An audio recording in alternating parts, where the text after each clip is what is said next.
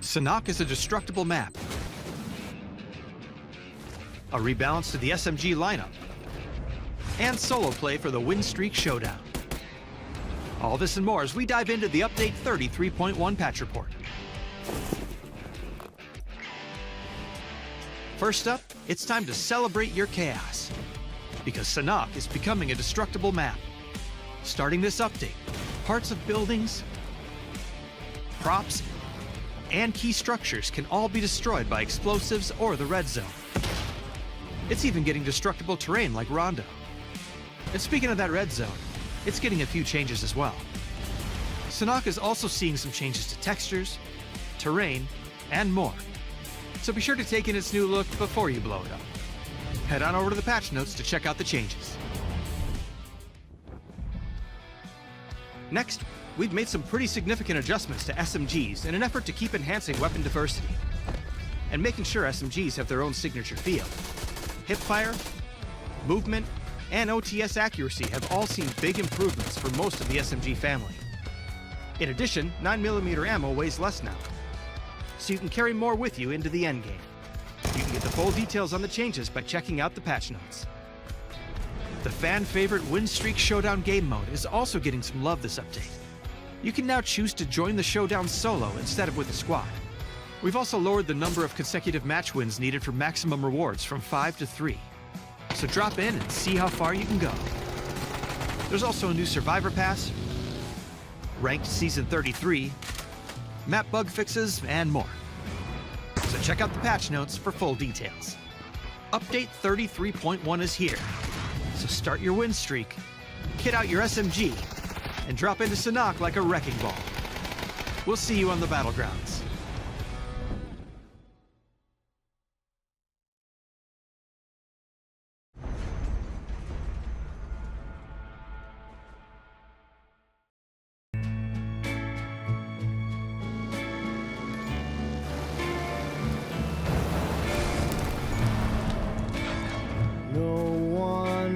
But you catch me when I'm falling. No one else but you. When the evening comes and the stars appear, it's the greatest thrill to know I'm near you.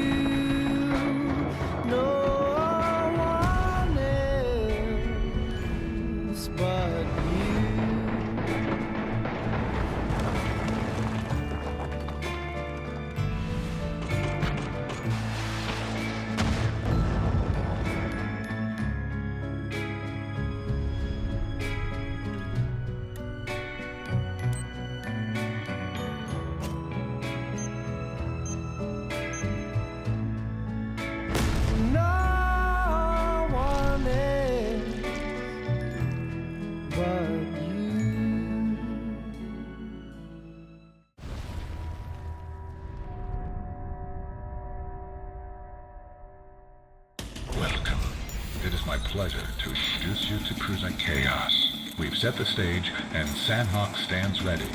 And now, it must be knocked down. The covert deliveries of heavy weaponry are not just for flash and flare. They are your new tools of survival. Each one finely tuned for maximum destruction. Likely more than you expect. This battleground, once familiar, will evolve into a more ruthless, more cunning, and, dare I say, more destructive arena. Let us begin. Now, we watch to see who will stand atop the rubble.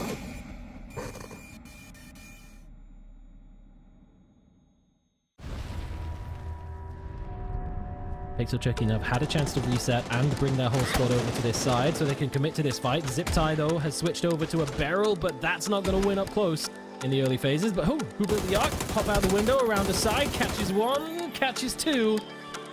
He were not prepared for him to hop down the side. The MP5 around the doorway. It's a difficult fight to take, but he's doing it. He's going to do it. One more. Bonelius with the UMP through the doorway, and arc with all four. Arrived and not having vehicles, but sometimes vehicles might not save you, as Team RNT make their move over the bridge with a Tommy gun in hand, trying to go for the drive-by. Project Soul was aiming for the tires to try and spin them out or stop them. He's got his back turned as the rest of his squad is pushing onto Team Mute in the compound. Caught around the side, Ike's left, lines up the grenade, follows it up with the spray out of the window. Okay, Fildiger Brister. Well, that was a bold play, but 200 FPS is still going. Slaying.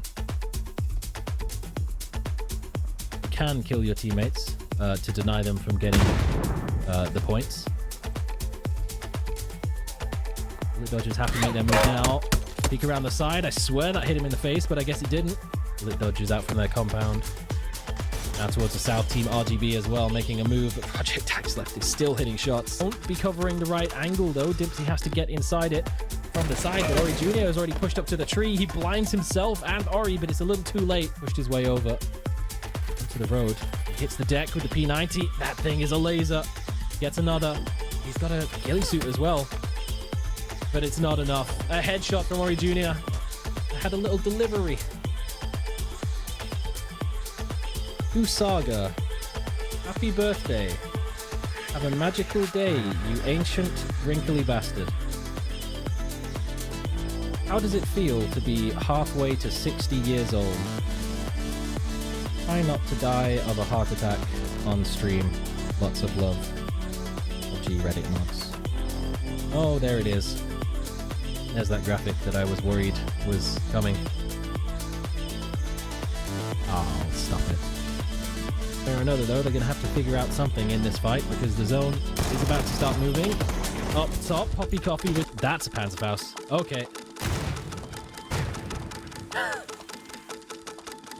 I thought he bonked himself with that, but he did get the other. Through the doorway. One shot from the S12K, one shot from anything would take out Vazoo right now. And they're going to push it as a three-man to make 100% certain the flashbang doesn't quite land, but they're both fully blinded. And around the side, Poppy Coffee with the S12K. You can pick up your teammate by pressing H and then head over to the car and press H to put them inside it. And then you can just drive and then res them when you get there and their respective teams. If they do manage to peek out from around the side of the smokes, maybe CDC is in some trouble. Nade from Symphonize actually lands well, almost. That nade went a little bit further. That one goes perfectly. Missed a zip tie this time. Shoes on the other foot. Dimpsey has the P90. And hold the angle. Anticipate where the peak's going to come from. Doesn't quite nail it, but he gets the flick instead. And with the last bullet, and watch the run back for Octa, but he needed to catch this out. Dimpsey wasn't prepared. Dimpsey wasn't ready. And Dimpsey's on the run. Caught out in the open. One more as well. Crimson gets him too. And it's looking like RGB will be the next team out, then not when he pulled it off. And it is Zente. No kill points for Mafioso. Why not throw a little party celebration like this? Surely this will go well. Woo! Yeah! let's go, everybody. Game 3. Yes. Woo! Can you believe I'm 30 and I'm doing this on my birthday on a Saturday evening? I've definitely got friends. It's at the end of the game because Zente took them all away. But oh yeah, I suppose that's a good thing. Forwards, there's a big bush in the way that he can't quite see around, but around the back. Oh my god, well, I've not seen that before. No, he's trying to wrap around the side, get lost in the smokes. Maybe just join the other team for a second. Through the smoke, two attack goes down. The side, oh, he gets one on towards Doc Talk. Marianne just drops down behind the cover. Even after all this fight comes through, they have to make their way in towards the zone. Who built the arc has done it. And he does it again. Flashbangs flying around. He hears the steps, and Veluco in this format, gotta be surviving. Hits the deck with the 4XM249 and seen. He's got limited options. Someone's gonna push him away from that rock. There's not much cover. Got the correct angle at least, and these ones are alive. There's a lot of flashbangs being pulled out. They're gonna try and go for the pan, but nope, denied. Skay with the FAMAS fights. That's also a problem. Pushing just a little too aggressively. Omalama has it all to do. Holding the door, gets the first. Goes for the repeak as well on the building, and Pix is holding the line. Omalama's ready for it. Spots him. An SMG. Oh no, Justin. Just picked up his teammate. He's going to try and come in here for the revive. No way. No way. Huh. Well, that was, fine zip tie. For KR Genji. He's got a Grozer up top. He's been spotted out by Picasso, and Picasso bonks him in the dome. Get on the boat! Fire! Run! Get on the boat! No, he's been left behind. No, he's just gonna swim. Alright, fair enough. He does eventually get him done. Symphonize gets a grenade onto Project Soldo, but caught out on the rooftop. In for support, but just not quickly enough. Over to try and help him out. As Project Ike's left is taken out. Oh, Doctrine's been knocked. Luga Baller. To get from above. He does find one as his teammate hops out of the glider. Kind of holding this line for the rest of his squad to run towards, but they've got a long way to go before they get there. Bandages stop bullets, who claimed the high ground themselves, have turned their attention back behind. The team are finding themselves in a very tough spot. Push up from the rapid reloaders. Still got grenades. And all he's got to do is aim for the smokes. An example, spray into them from the side. He's still got one more grenade. Too far. Hack shot's caught. Proning in the middle, trying to heal. There's Veluco's inside the smoke somewhere. Pushes out to make it into a 3 versus 1.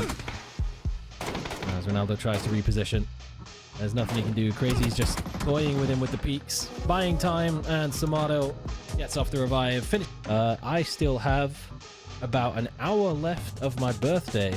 So I'm gonna go probably put on Netflix. And drink. Probably not too much. I'm 30. Can't be too much, can it? Sunday tomorrow. Gotta go to church or something. But thanks for coming along, and we'll see you next time. Goodbye.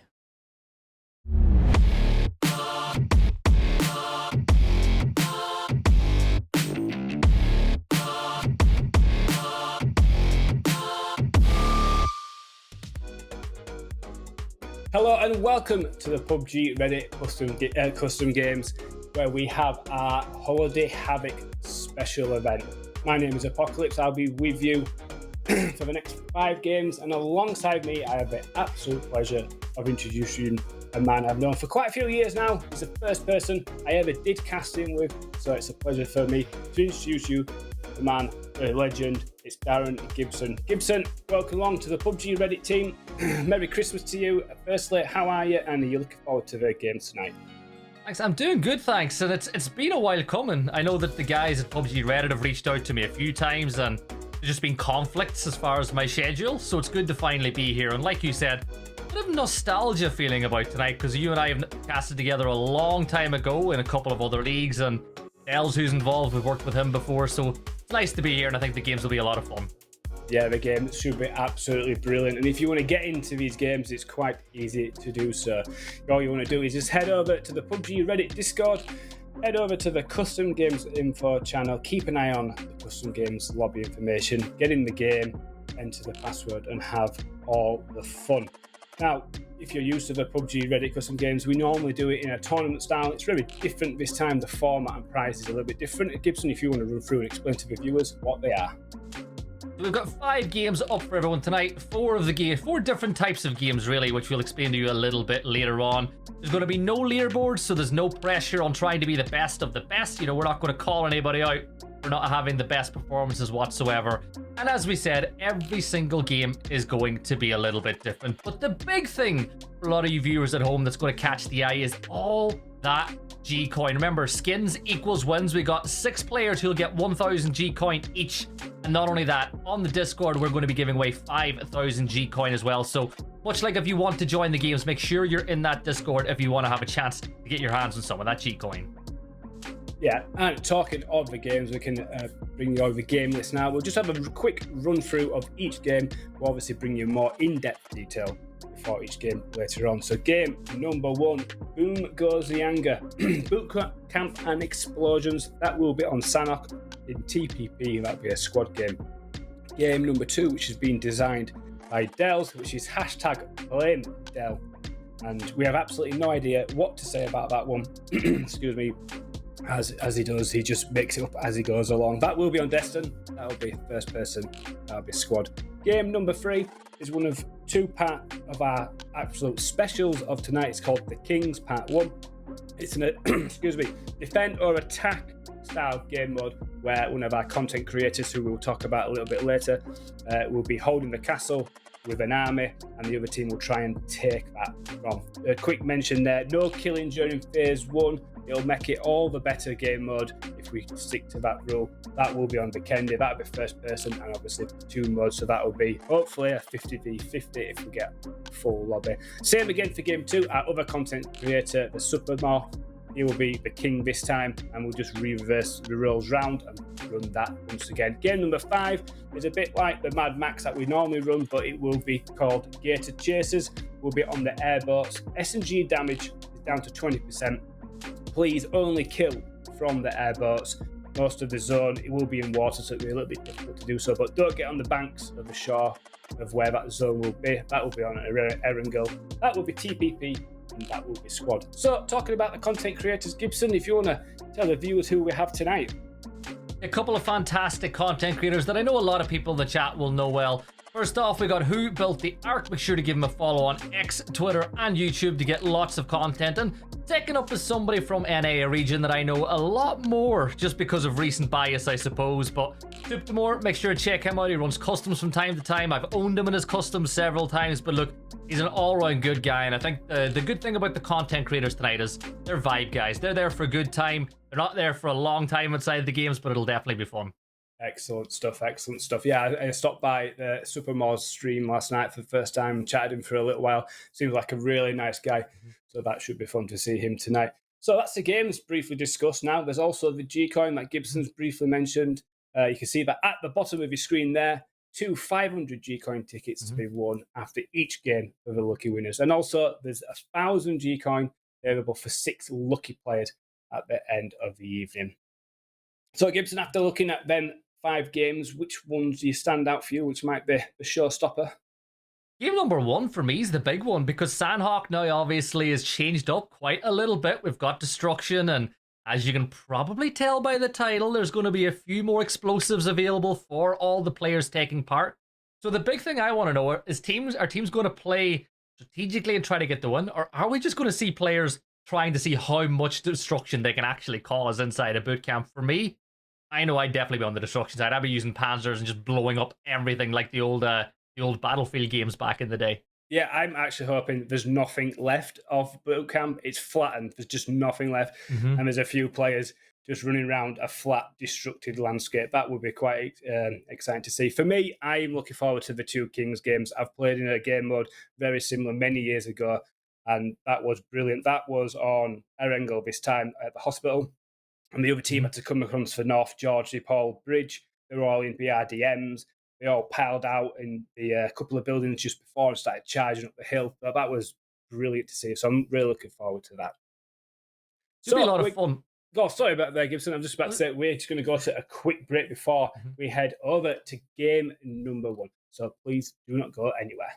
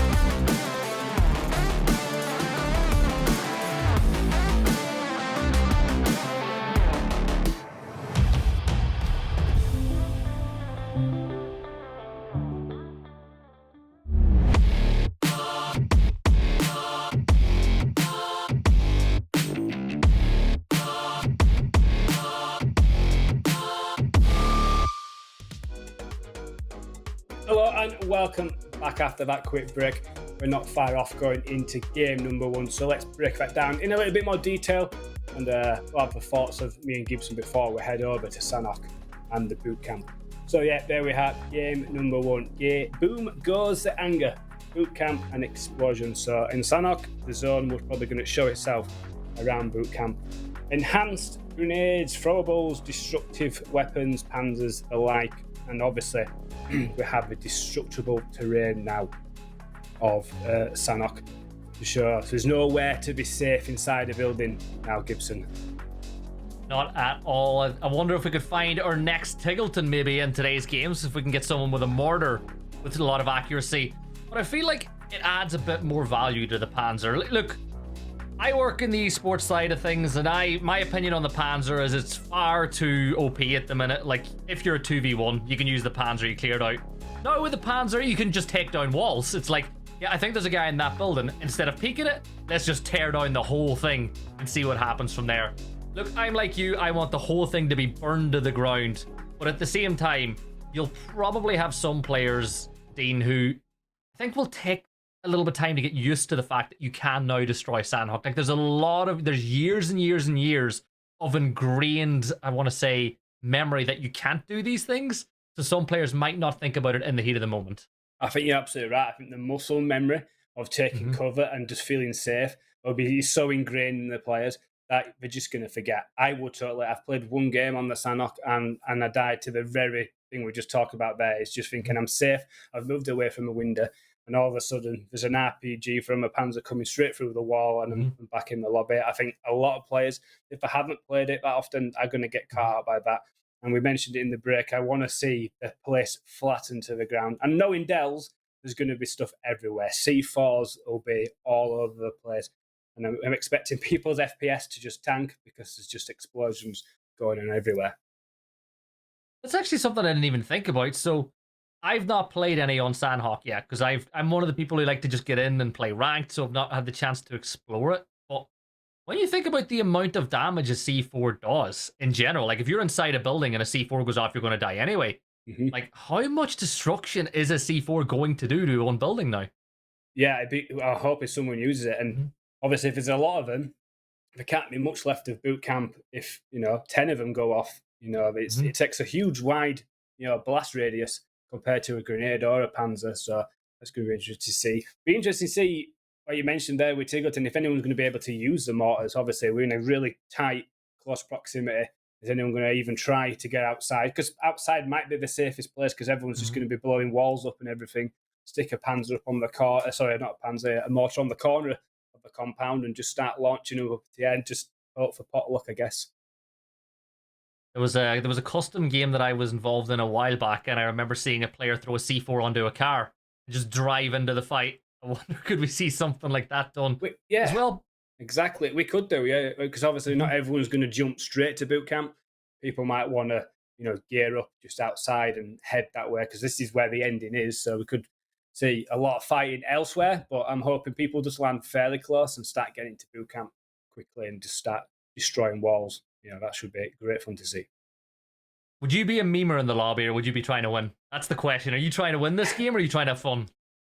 A bit of, but I always want to win. I'm very competitive. I've my in real life friends have always deemed me competitive about being competitive. So yeah, I always want to win. But I also like because it's on Twitch, right? It's on being broadcasted. You want to show good content, right? So I'd try and do some good stuff as well. But yeah, for me, I'd be trying to win. And yourself? You'd be hiding in a corner. That's what you'd be doing. You're hiding in a corner with a shotgun the way it is. I'd meme. Look, and things like this, I just try to have some fun. And remember, if you are watching at home and you want to get involved, join that Discord, join the PUBG Reddit Discord. You might not have time to get into game number 1. We've got plenty more games to come up, Dean, which I suppose all the people will want to get involved in. We have game 1 coming up soon, but with game number 1, the important thing is to have fun. That's what these PUBG Reddit events are all about. But there is G-Coin up for grabs as well, and we all know, I've said it before, skins equals wins. And there are going to be players trying to get those here or the G-Coin locked in. They want to win. Yeah, I mean, the 6 players that get picked for the 1,000, I'm not sure how that's going to be picked, whether it's of the team behind the scenes at Reddit. So I think we'll probably be picking the people who bring the best content to the stream, to the show. So just pull out the most craziest stunts, get on a motorbike, fly over a ramp into the middle of boot camp, jump off of it, shoot your Panzer down, and parachute to safety, something like that. I'm sure me and Gibson will fall off our chairs with excitement if we get to see something as crazy as that. You know what I want to see, though? I want to see the Merry Christmas, that Christmas jumper that PUBG brought out lately that you see some players using. I want to see that because it is, of course, the holiday period as well. So this is all about having some fun and around the holidays. And it looks like it's time to get stuck in to game number 1 here on Sandhawk. Here's the thing. I'm going to be honest, my call game on Sandhawk is not that great because it's been a long time since it's been in the competitive pool. It certainly has, yeah. And obviously we've reverted back to the original Sandhawk from what it used to be. Obviously it had big changes, didn't it? And then it's been moved back now. And you can see every single player, Gibson, is heading towards boot camp. So there's no one kind of like going on the outskirts here. Everyone seems to be going straight to the middle. And that should absolutely be brilliant for me and you to cast here now. Brilliant for us to cast, brilliant for our observers' PCs, because it is cold in and around winter, so why not get them down to 2 FPS and get those PCs cranked up to 100 degrees Celsius? It'll be a lot of fun, and the big thing for us is keeping track of that kill feed, because it's going to be crazy. First set of boots are hitting the ground inside of Lobster, and do you see the amount? Right. Do you see how many Panzers and C4s that are already? A Psycho gets us underway with the first kill. Yeah, I mean, it is absolutely chaos in there. Easy to fall there, picks up Morax Adriana there, and, you know, it's utter chaos already. I did see a couple of teams doing there, Hub at the Art, one of our content creators there. Again, as Pisco also picks up a couple of more, and it is just a real Spudamar, our other content creator, picking up another kill there. And like I say, Gibson, this is quite difficult to track because it is absolutely... I think this could be the quickest game we've actually ever had on PUBG Custom Games.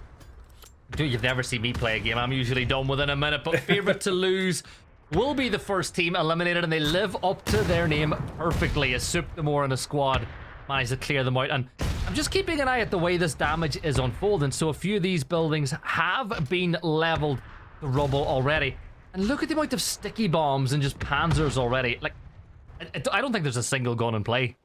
No, I mean, that makes it more brilliant that there's just panzers. But what do we do if all the panzers have just been expelled and there's nothing left for these players to fight with at the end? It could be just a punch-up at the end. And we do have, like we mentioned, the mortars are incoming now, Gibson. So let's hope we get to see some... Because we do see some unbelievable accuracy during the esports at the tier 1 level. There's some unbelievable players being able to pinpoint in using Pythagoras' theorem there to triangulate their angles and get absolute pinpoint accuracy using that mortar. It's all about that trigonometry, isn't it? He's been the one that set it off, but if I see myself dying to a mortar from somebody on another, the other side of the river, I'm getting a little bit frustrated, right? It's boot camp. Get involved, get stuck in.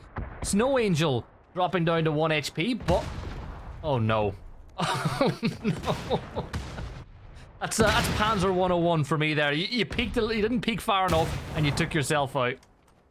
Yeah, and there you can see the destruction there on the walls. No one is safe as Who Built the Art picks up a member of Soup there, and please don't shoot us. So content creator against content creator eliminators there. So Soup, 7 kills already there, Gibson. So fantastic, quick start for them. Yeah, I'm telling you, NA on top right now as things stand, and looks like Ziptie might just add another. Lining up the shot on the D-Blaze, not quite hitting it this time around, but look at the way this damage is being dealt. You can see the players are going to start getting stuck on the roof as mortar strikes start landing down here as well.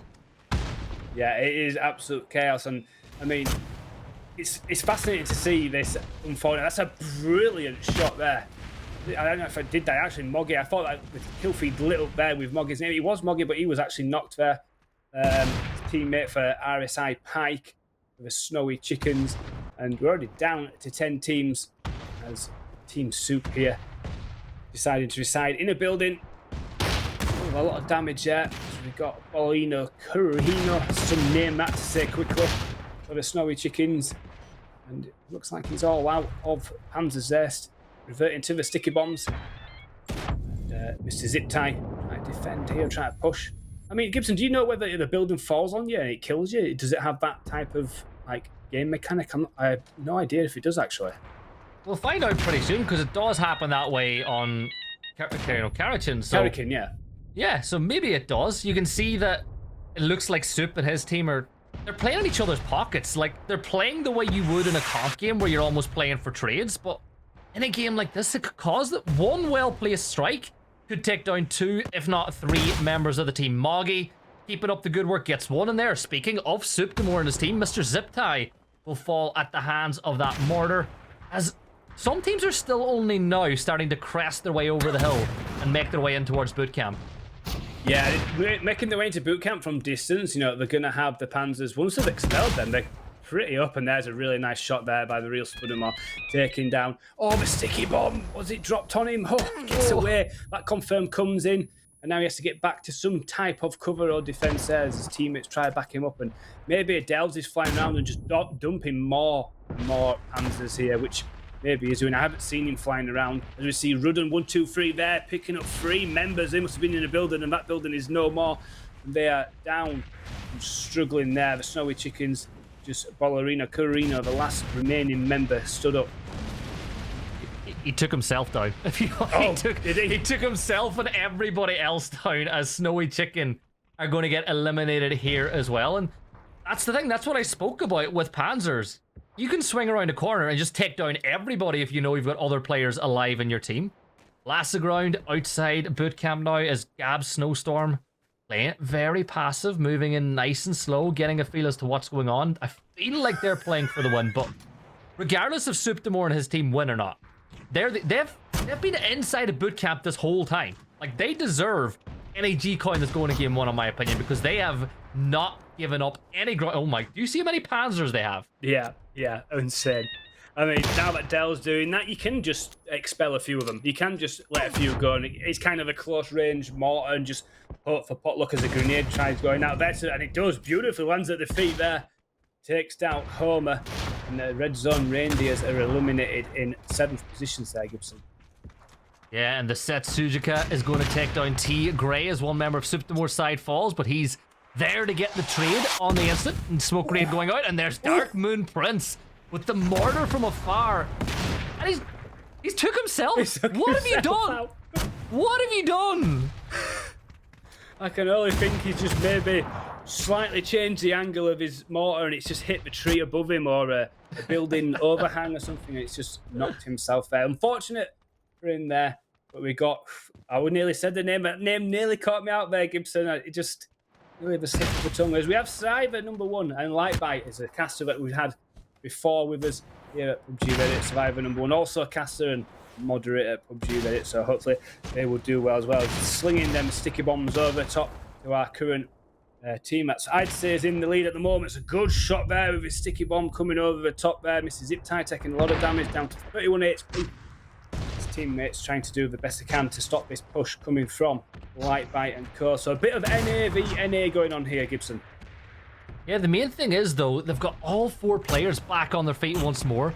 They spot out Lightbite off in the distance, but as you see, Lightbite is already on the move, flanking on the other side. 6 teams left alive, but you can see that most of Lightbite's team is still alive and kicking. As we get, yeah, interesting POV there. Smoke is going off level 3 gear.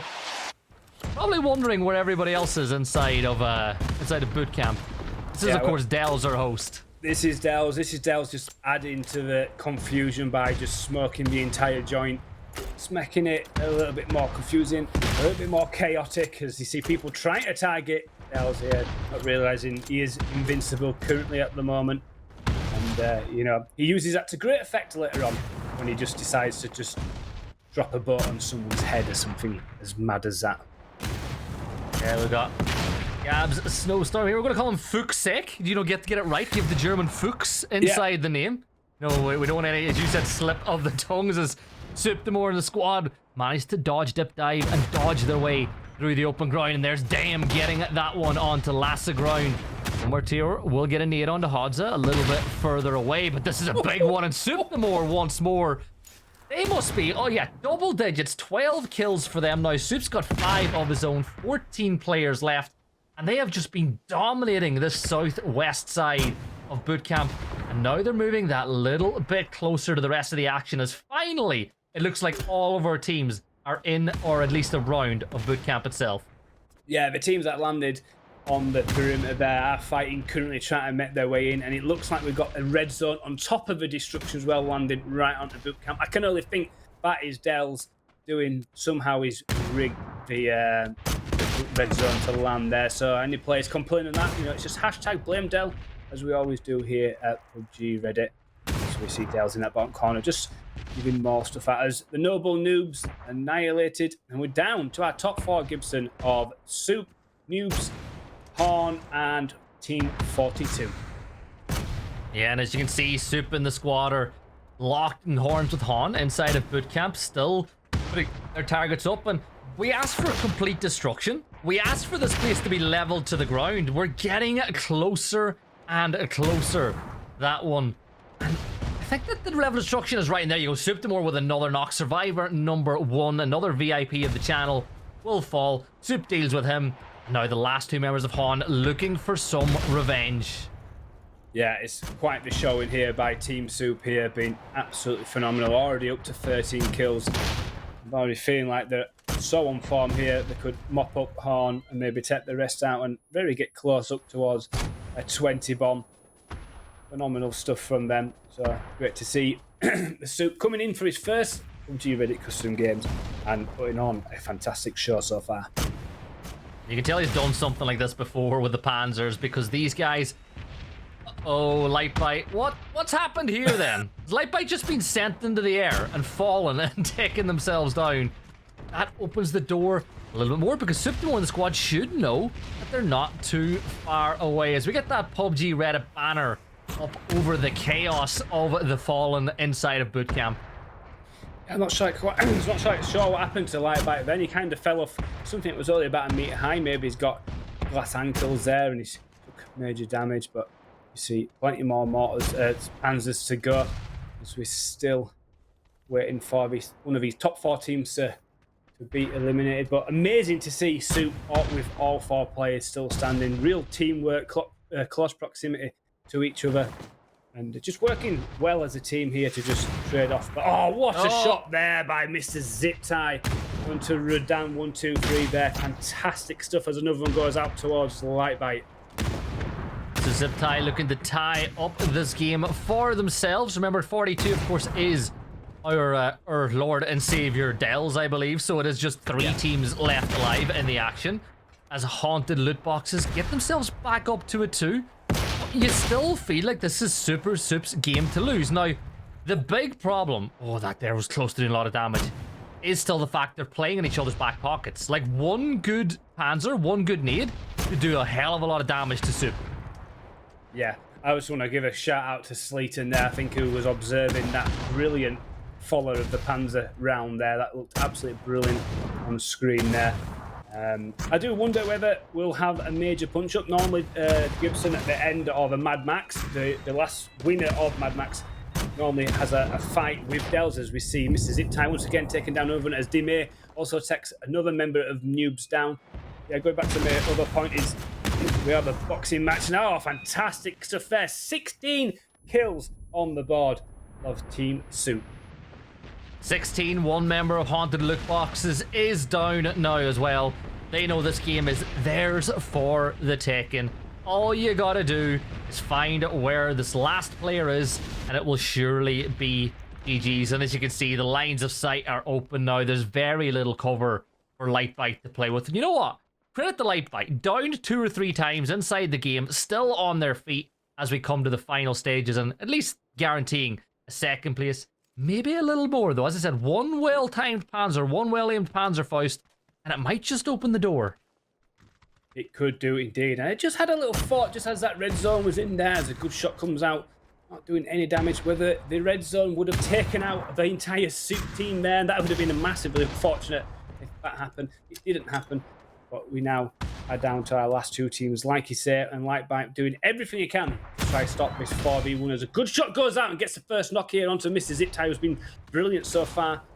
Managed to get his 2nd Panzer. Got plenty of Panzers on the floor in front of him. I think he does a little bit of damage to T-Gate Grey there. Can he get the 2nd knock? And he does indeed. He's down to half HP himself. He needs to back away. It takes a bit more damage. 24. He's only got a quarter of his life back. Has to back away. He's down to 9 HP. What a phenomenal. Oh, unlucky. Winner chicken in. Fantastic effort there, Gibson, from Lightbite there. But yeah, Soup, your NA, who you like, almost like an NA brethren, aren't you? Spent so much time doing the work over there. 18 kills for them. What a game. What a game that was. Dual citizenship. I'm like an EMEA and NA guy at this point, but yeah, Soup will get the final kill as well, so Suptamore kind of started things and finished them. Lightbite with a fantastic chance at the end, but the problem was there was just nowhere to hide, no cover, no chance of getting that first 8 off. Well, 2nd place, not bad, and game number 1 did not disappoint. We got everything we wanted. Yeah, absolutely. I do think before the nerf on the Panzer, you might have had a better chance because there's that animation of reload or loading of the shell now. If it was the old Panzer, you would have been able to just get through them Panzers quick, and you might have had a better chance there. But that's game number one. Absolutely brilliant. Don't forget, at the end of game number one, we get the G coin giveaway. So head over to the Discord channel there and have a look to get yourself a chance of 500 G coin. So we're going to go to our first break before we head over to game number two. So please don't go anywhere.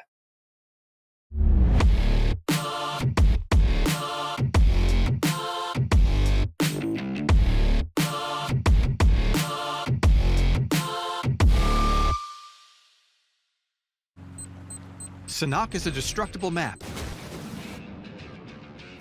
a rebalance to the SMG lineup, and solo play for the Win Streak Showdown. All this and more as we dive into the Update 33.1 patch report.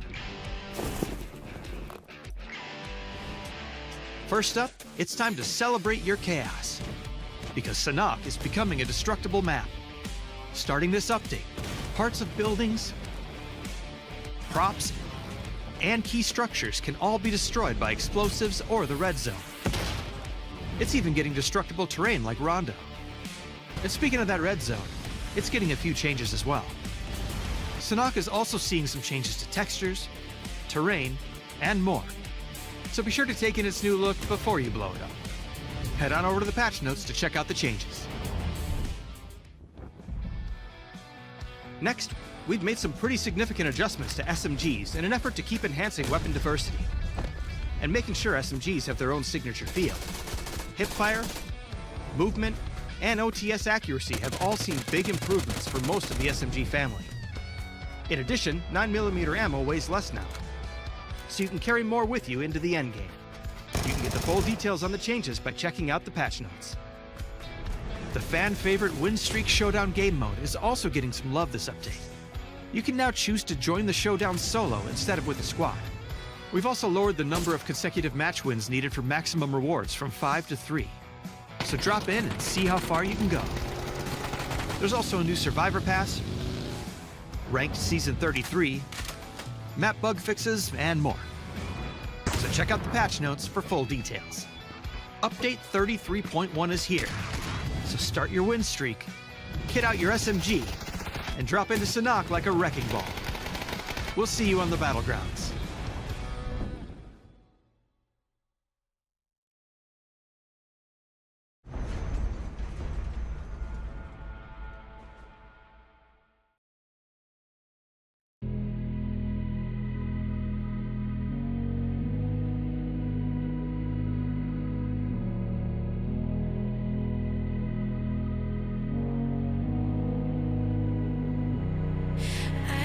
Sleep, yeah. Only miss you when I'm breathing in too deep, yeah. Am I just your little secret? I didn't hear the sirens. I didn't want to see the warning signs, and now I pay the price, yeah. Oh, I should've known. It's me like a tidal wave. Every time you say my name, it hits me like a tidal wave.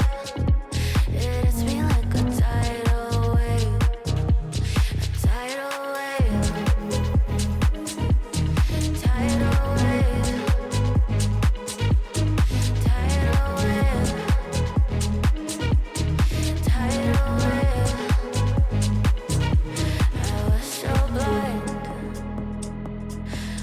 Patient on the shoreline. Now you're leaving, but I know you got your reasons too. I didn't hear the sirens.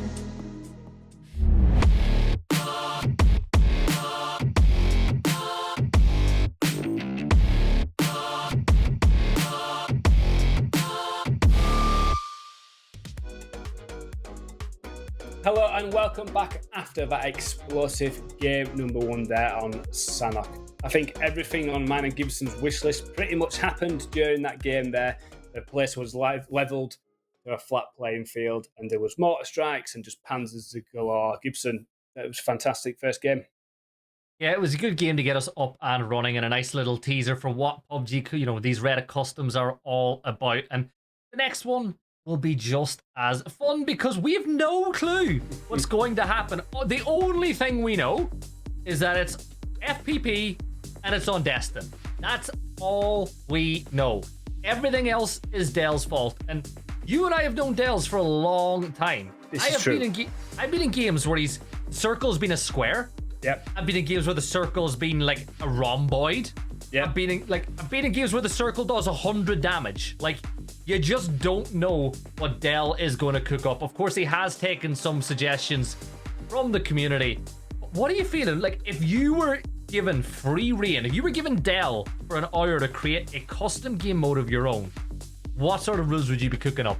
It's hard to say. He's so creative. He has, he's gone through the ability to change the game mode so much in the sandbox mode that PUBG has, and it's really hard to know what he's going to use because there is so much variety there. He can use. You mentioned the 100% damage, which is a game mode we've had there. He could incorporate that with, anything. He likes being in God mode and just dropping boats on people. I saw him in the pre-game production when we were just doing testing. He lined up about 60 or 70 little tuk-tuks, which you hardly ever see anymore, and he was just blowing them up with C4s. And so I've absolutely no idea. It could be a no-hit heads-up display, so like a super hardcore mode. We've done modes like that, and he just blends all these modes together to just make the most chaotic game mode ever. I do hope we see more people in festive stuff, like you mentioned. We want as many snowmen as I thought running around, but I genuinely, Gibson, I don't know what he's going to go for here.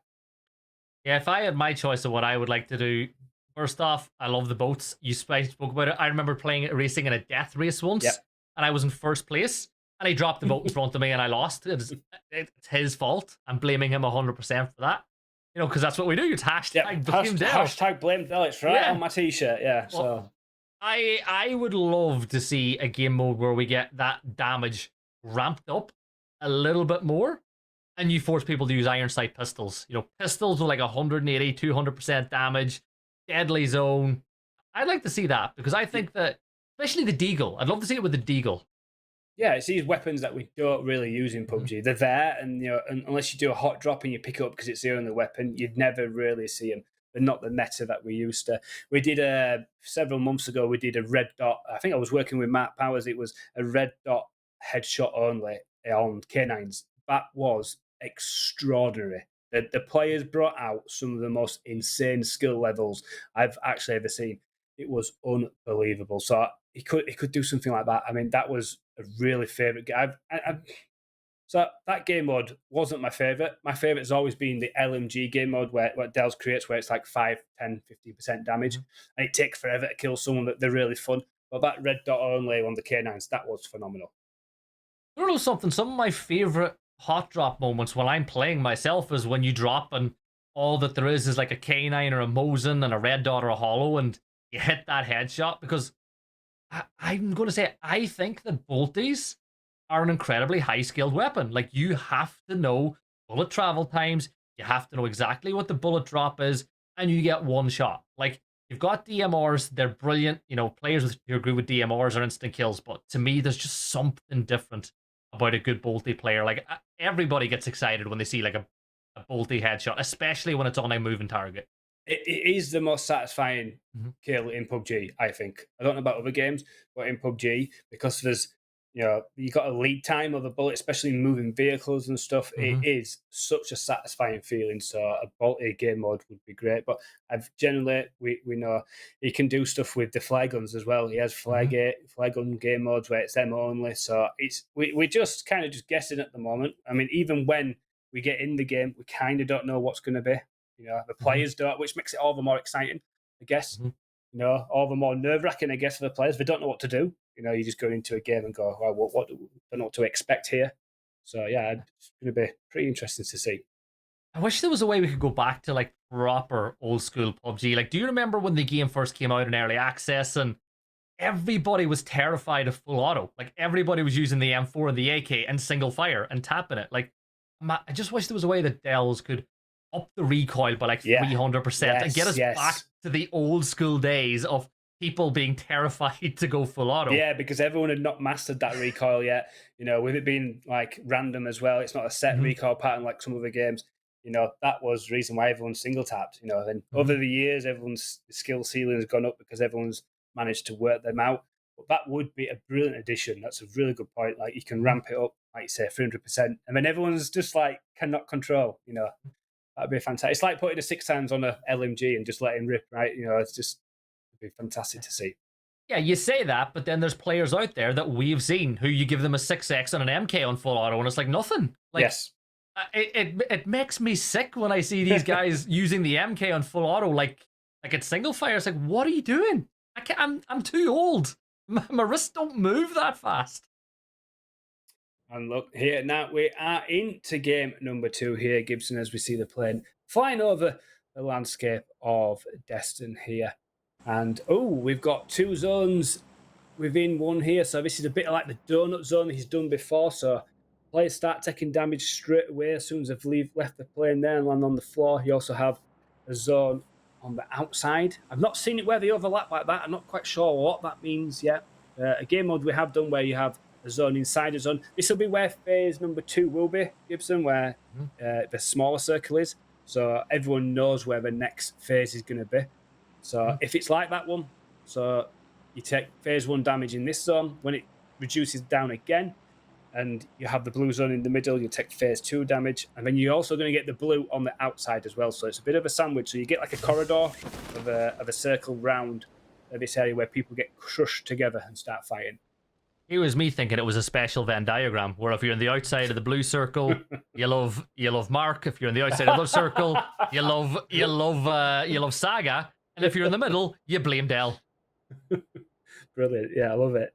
As we see, most players now have jumped out quite early. Have probably realised they've started to take damage. Have all headed north to get out there, which has cramped everyone up together. So we're going to see a lot of fights straight off. And as we can see, Dell's there on the screen in God mode with a crossbow. So maybe we're going to have a bit of a crossbow mode, Gibson.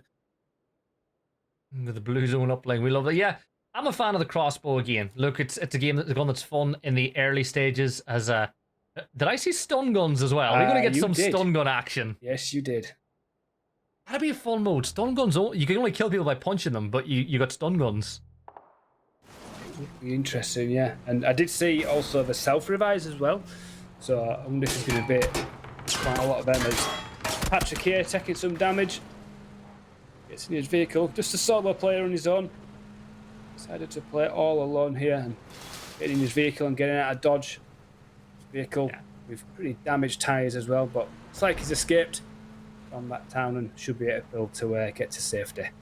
I hope his name is like German and it means the Patrick as opposed to just Die Patrick. And he doesn't he doesn't live up to his name just yet, as he will get out of the action. I see an MK in the hands of some of the players as well, so it seems a little bit of everything, as Ikram will be the first player to fall.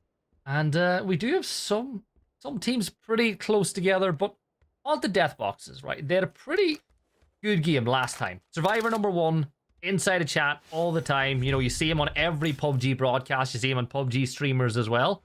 This is his time to shine, their time to shine. Yeah, hopefully. Nice lad as well. Enjoy talking with him as well about PUBG. As we see Soup as well, pretty much taking off where they left off in the first game there, just destroying players left, right and centre here, and I think they're in construction. Good jump off there, lands there, the shotgun, he uses his 2 shells too early, and he is punished there by ×5, and another kill on the board for Team Soup. Yeah, Mr. Ziptie, one of the stars of the show in game number 1 with the 012 shotgun, fleeing at the scene of the crime inside of construction, but you feel like time may just be a commodity that is not going the way of Mr. Ziptie, but you never know. If the opportunity pops up, he might be able to find a kill. Tag still with a little bit of damage at the first time of asking. Switches over to the crossbow. And will he land the shot? Suptamore's flanking around to give some support for the rest of the team. Snow Angel peeking from the other side as well. Little does Ziptie know, but he is getting pinned down from all angles. And Suptamore and the team are playing this like you would in a comp game. They're rotating around. They're not taking any chances. Well, there you go. There's the first one. Zip Tie will find one. Brilliant stuff there by Zip Tie. And obviously he was on Soup's team in the previous game, but obviously in a different team now. So getting not so much revenge, but showing him what he's made of. And he does finally go down to the real Supermore there. And 5 kills already in quick succession. Fantastic stuff from them as we see that zone. Only one player there right in the middle. You can see Gibson just probably healing through. I mean, it is a strategy we have seen before. You know, it's only phase 1 damage. You land in a big town like that, you can have plenty of meds. You can probably ride it out. But if he actually gets unfortunate and gets a lot of the zone shifts on top of him, then, you know, it could end up being a bit of a waste of time for him and he'll go out, you know, to the bigger zone. Maybe I'm being mean. I wish Figgle didn't realize that because he's sitting there in the circle going, I'm in the circle. Why am I taking damage? What's going on? I really hope that they've not quite worked out what's going on yet, and they're just there all by themselves, thinking, you know, everything's going to be fine. Well, when you think about this, as this circle gets smaller and you see it get smaller and smaller, if you're on the wrong side of that smaller circle, and you end up getting cut off from the rest of the zone, and the game gets later and later, it could be a death sentence trying to get through to the next phase. Yeah, totally. And I know there's something else that Dells can actually do with the zone. He can, when he makes a zone shift, he can also put a pinpoint out somewhere on the map and make the zone move. Mm-hmm. So where you guys are all thinking it's going to kind of center into, it just starts traveling north and you're like, what's happening here? This is a moving zone. We've never seen this before. So we may see something like that as we see RSI Pike and Moggy taking apart a few players there. Blacklisted goes down. Mm-hmm. There's Pixel Chicken trying to get shots onto Team Key here as a molly goes out, and that deadly MP9 there. Savage weapons pushes, but shut down instantly there by Moggy, so good stuff. There's more of Key's teammates. I think he had an instant res there, did he have, Gibson? He just seemed to jump straight back up then. Yeah, he got on his feet straight away, but Moggy was pretty impressive in the last game with the Panzer and living up to his name once more, getting in that gunfight, looking to Mog on the rest of the teams. But let's jump over to this fight between Haunted Death Boxes and Snow, as Blacklisted will get knocked once more. Rasters peeking that little head glitch. We'll see his teammate Jolly St. J getting knocked on the flank as Ghostlab will look to flush out these kills. But for Haunted Death Boxes, doing really well inside of this gunfight. Resters will fall now as well, and all I'm going to say is it ain't looking good for Snow C. Things are looking pretty bad, and Moggy as well. He gets knocked and insta-knocked again in the picture-in-picture. Yeah, a big shout-out to Survivor #1, obviously. He is known more for his console gameplay, not really on the keyboard and mouse, so he's got some good showing.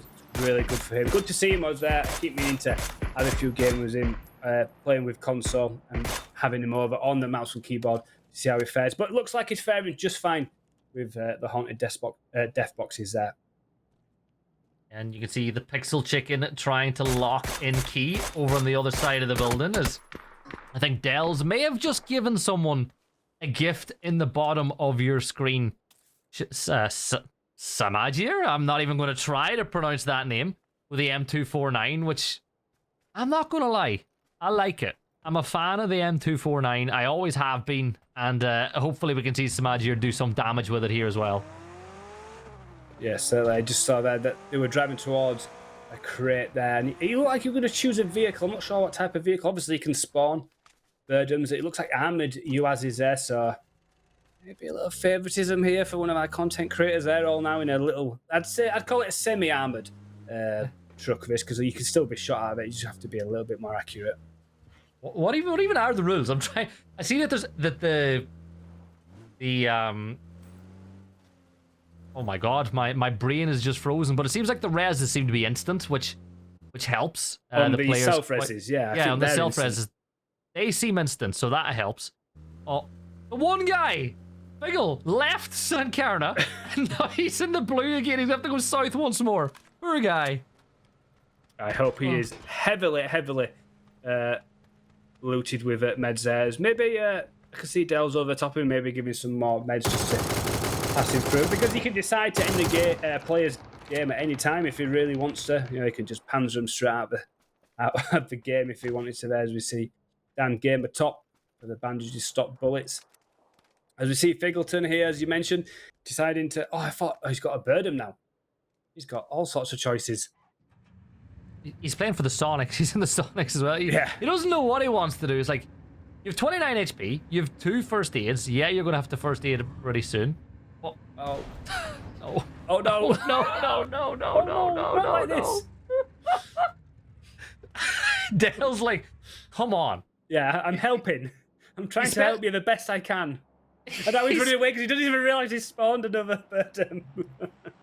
Dale's just spent the last 10 minutes explaining to Figgle there that, you know, being in this blue zone's not where you're supposed to be. And he's giving him a BDRM, and he's kidding. I love customs. I think what Dells needs to do here is knock Figgleton, pick him up, fly him into zone, res him because he has the ability to do that, and then just leave him so he's not taking as much damage. He's just doing a dance now for his Gibson as well. Oi! Oh! He's gone down to the blue. I think he's given up. I think he's given up. He's going to turn off his invincibility. Is he? Turn it back on. You gotta remember to do that. Imagine if Dale's got knocked. That would be hilarious.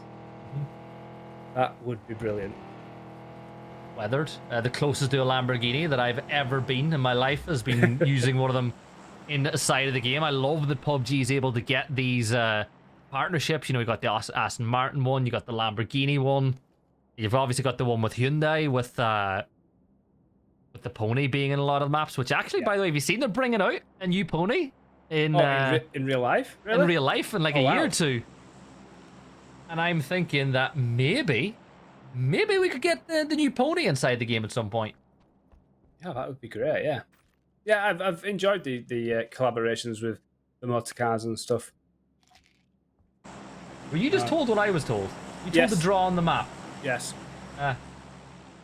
I would, but I've got a blue screen. Maybe they've blue screened it for me because they know what I would draw. Yeah, same for me as well. Hashtag blame Dell. He's starting to he's putting a few flares up there. Oh, we can draw on the map now, Gibson. Yeah, so I think 100% that this team here should rotate in that way. Yeah. You have the option of rotating in that way. You want to kind of be here or here. You definitely don't want to be in that section there that you see Figgleton who was down in, to be honest. I feel like you're just drawing me. I need to draw hair on that just to show everyone that it's not you just drawing me there, because And then that's where we're at. we want to finish it off properly. We've got to give you the. There you go. There's your cat ears. Perfect. Perfect. We should screenshot and sell that. I think that's a new Banksy, is that? Fabulous stuff.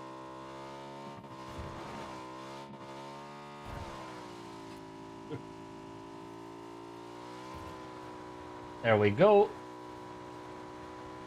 Of course, we have to hashtag blame Dell as Patrick's on his vehicle, flying through the air now as he knocks himself. What a time to be on camera there, but does have the res there to instantly res himself. Don't know how many as we see coming together here between two teams is a team suit, and I think it's the snowballs maybe. The ball from the side. Oh, we just lose it. Back on with Dell. So we're back on now. The Snow Angel head against Team Snows, Morax and Co. heading up, but they're going to run to Homer, who's on a crate. So we could have a bit of a fight between three here. Yeah, Homer, a player that I've casted a few times in events in the past, so nice to see them involved, but looks like Suptamore and the team will bail on out of there. We're getting later inside the game, 13 minutes gone now as Homer will gather himself. What did Homer grab? Well, there's Fuchs. There's Fuchs. We know what they have. They're setting up on top of the dam. And you know what? See if they brought destruction into all the maps. Imagine how fun dam would be. Oh, yes, it would. Yeah, that would be chaos. The tire just got popped as he flipped. Homer's in a lot of trouble now. Got himself an MP5K, level 3 gear in the back pocket, but surely FTL will go in for the kill. Samagier will manage to get the knock with the M249. He's sending it up, and away as he's on 19 HP and a dream, and I think that he's done the right thing. Get out of there. You're down to 19 HP. No point risking yourself as Psycho will take down Homer, and that kill should be confirmed.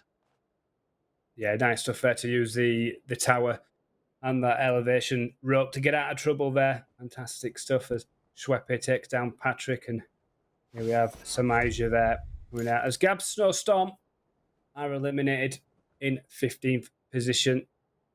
You know, and obviously, what do we have? Obviously, Gab. This is back on Gab, obviously, as well. You can see, just giving more treats and tricks to players. Decided to fly off in somewhere else. Couldn't see who that other player was with no name tags above his name there. As we see that zone, it looks like we may be going towards a lodge finish there, Gibson. So that'd be quite interesting because we also have the underground bunkers as well there to play with. And it's what we spoke about earlier now, the fact that you've got a very small circle where the majority of it is taken up by the other blue zone. And it's created a lot of narrow corridors for some of these players and teams to go into. So if, for example, you're one of the teams on the west side of the circle, of which there are quite a few, by the way, you're going to be saying, well, what if we want to play on the east? Well, you can't really rotate straight through the blue anymore. And this is going to force a lot of these gunfights to happen a little bit earlier. So as you can see now, T-Gray is pushing up for the first one. There is the DBS, the dirty big shotgun, as I like to call it, being utilized, but not being able to find any real shots of note, and Liam will just rotate on out of there. But this is what we spoke about. Avenues of entry into the circle now in positions that I play in are significantly smaller, and just to the east of this fight, you've got another fight, and yeah, hoverboats, why not? Why not? Why not? Yeah, you're quite right with the narrow corridors. I think what we've seen is that teams seem to be re-rotating back around to the larger spaces, maybe to give themselves a little bit more room to play, because it is so congested in this. Look at it on the mini-map now. There's 3, 4, 5 teams all becoming really close to each other, and you know, it's just going to light up his kill feed and going to be as confusing, as chaotic as the first game with the Panzers.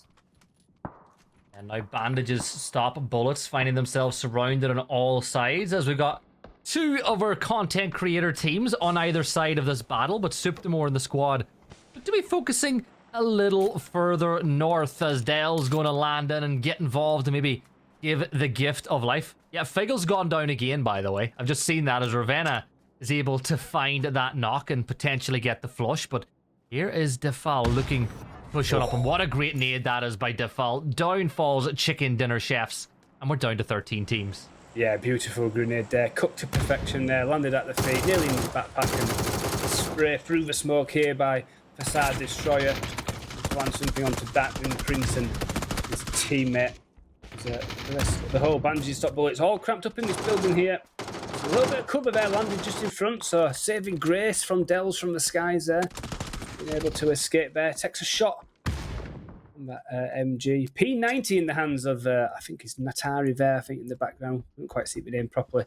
So we all know what that weapon is like. Absolutely devastating close up, and probably one of the strongest guns in the game.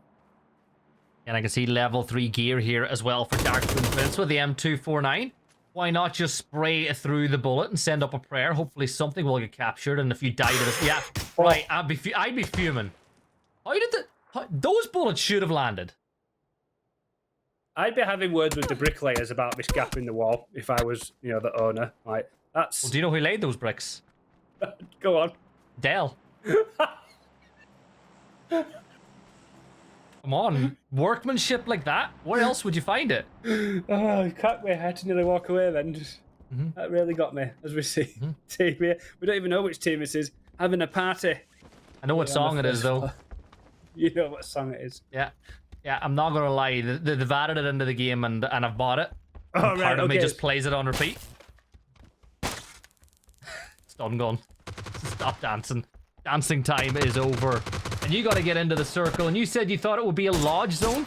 Well, it ain't too far away, nor are light bite shots. Nice shot onto Chairman Will. Gets the knock as well onto Seaberg, but please don't shoot us. And the rest of Ark are playing pretty well here, pushing in from the south.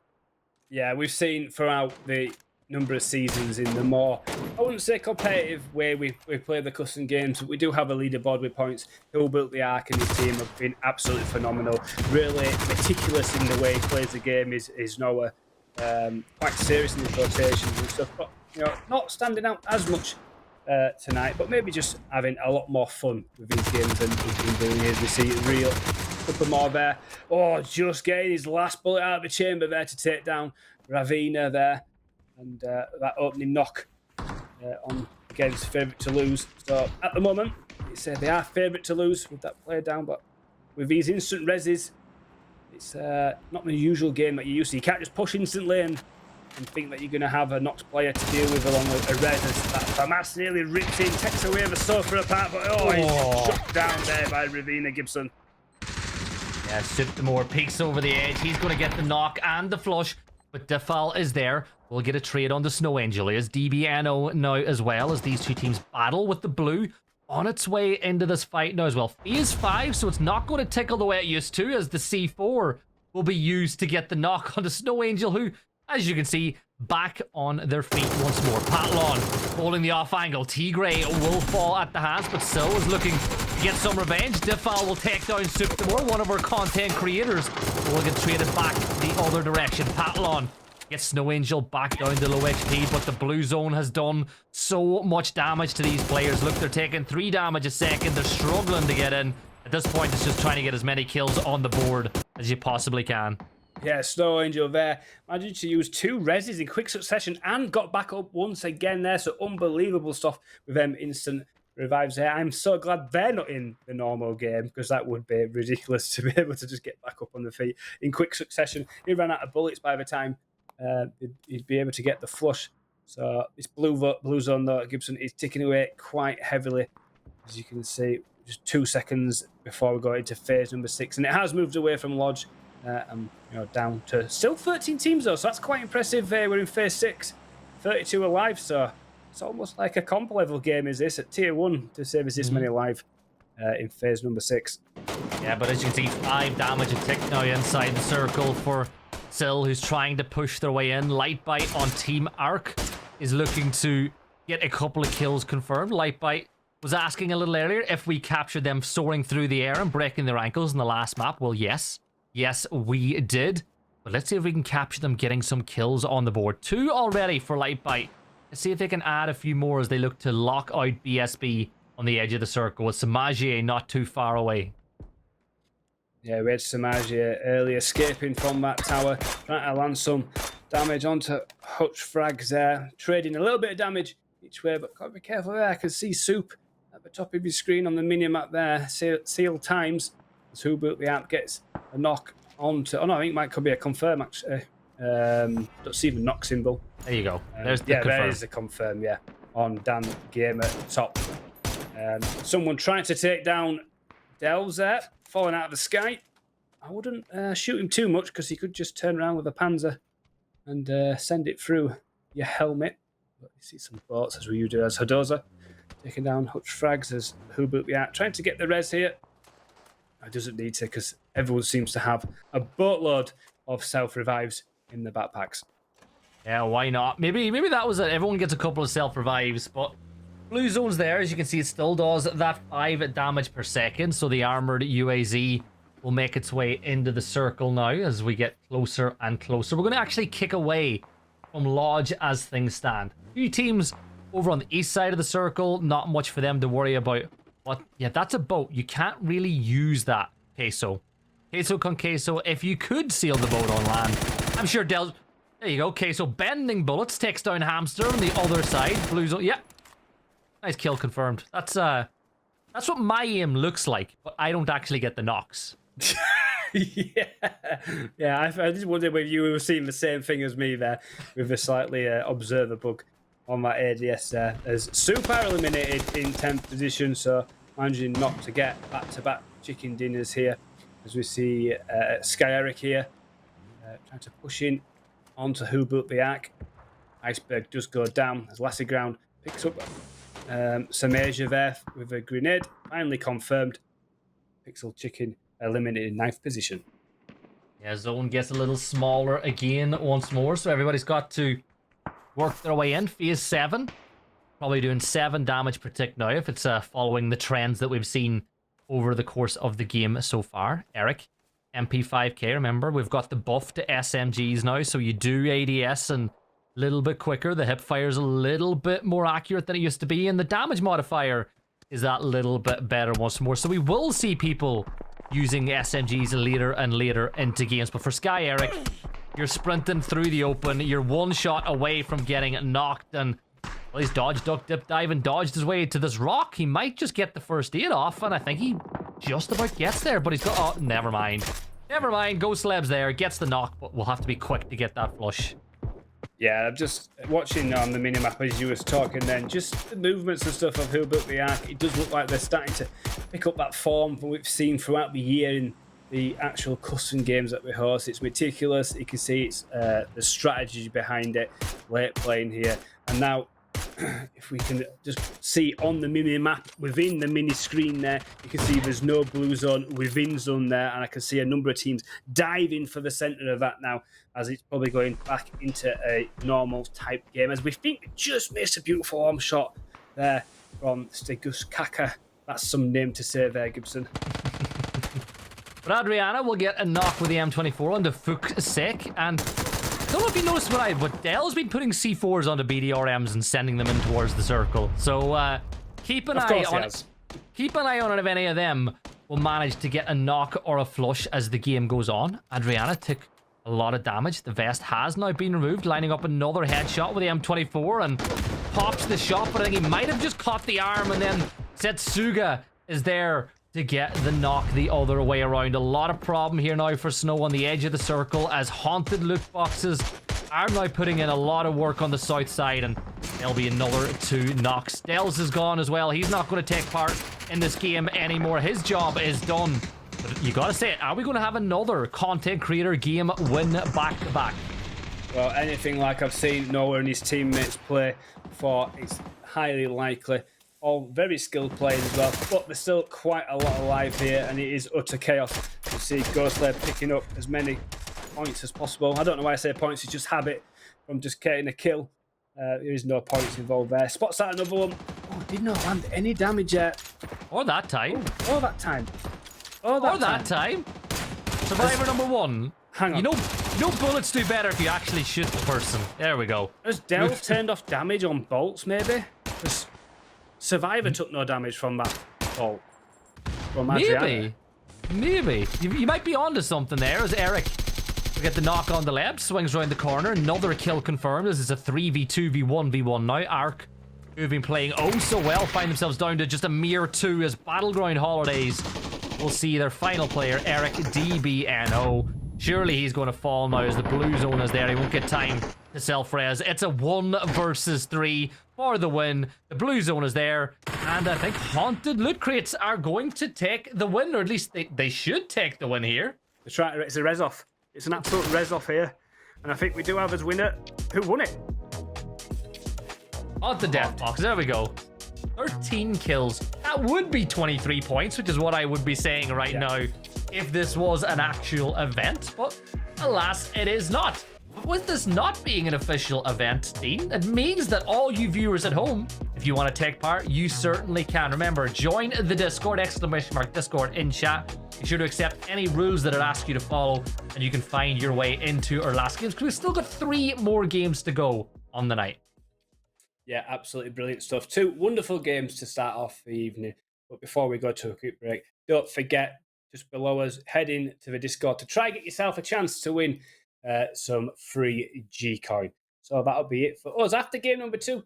Stay with us very shortly before we head over to game number 3.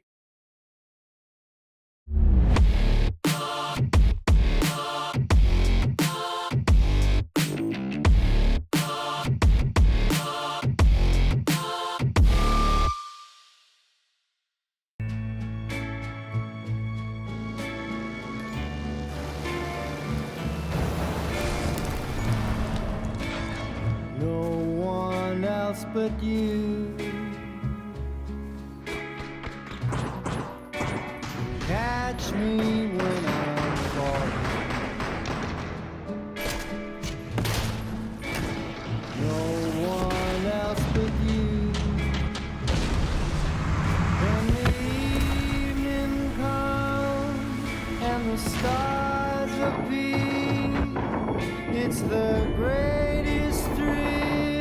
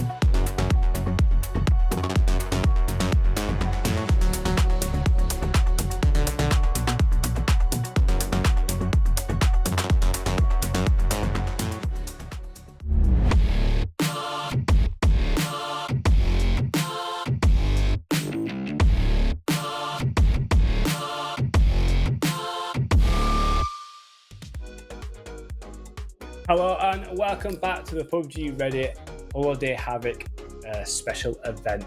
2 games down, been absolutely brilliant stuff so far, Gibson.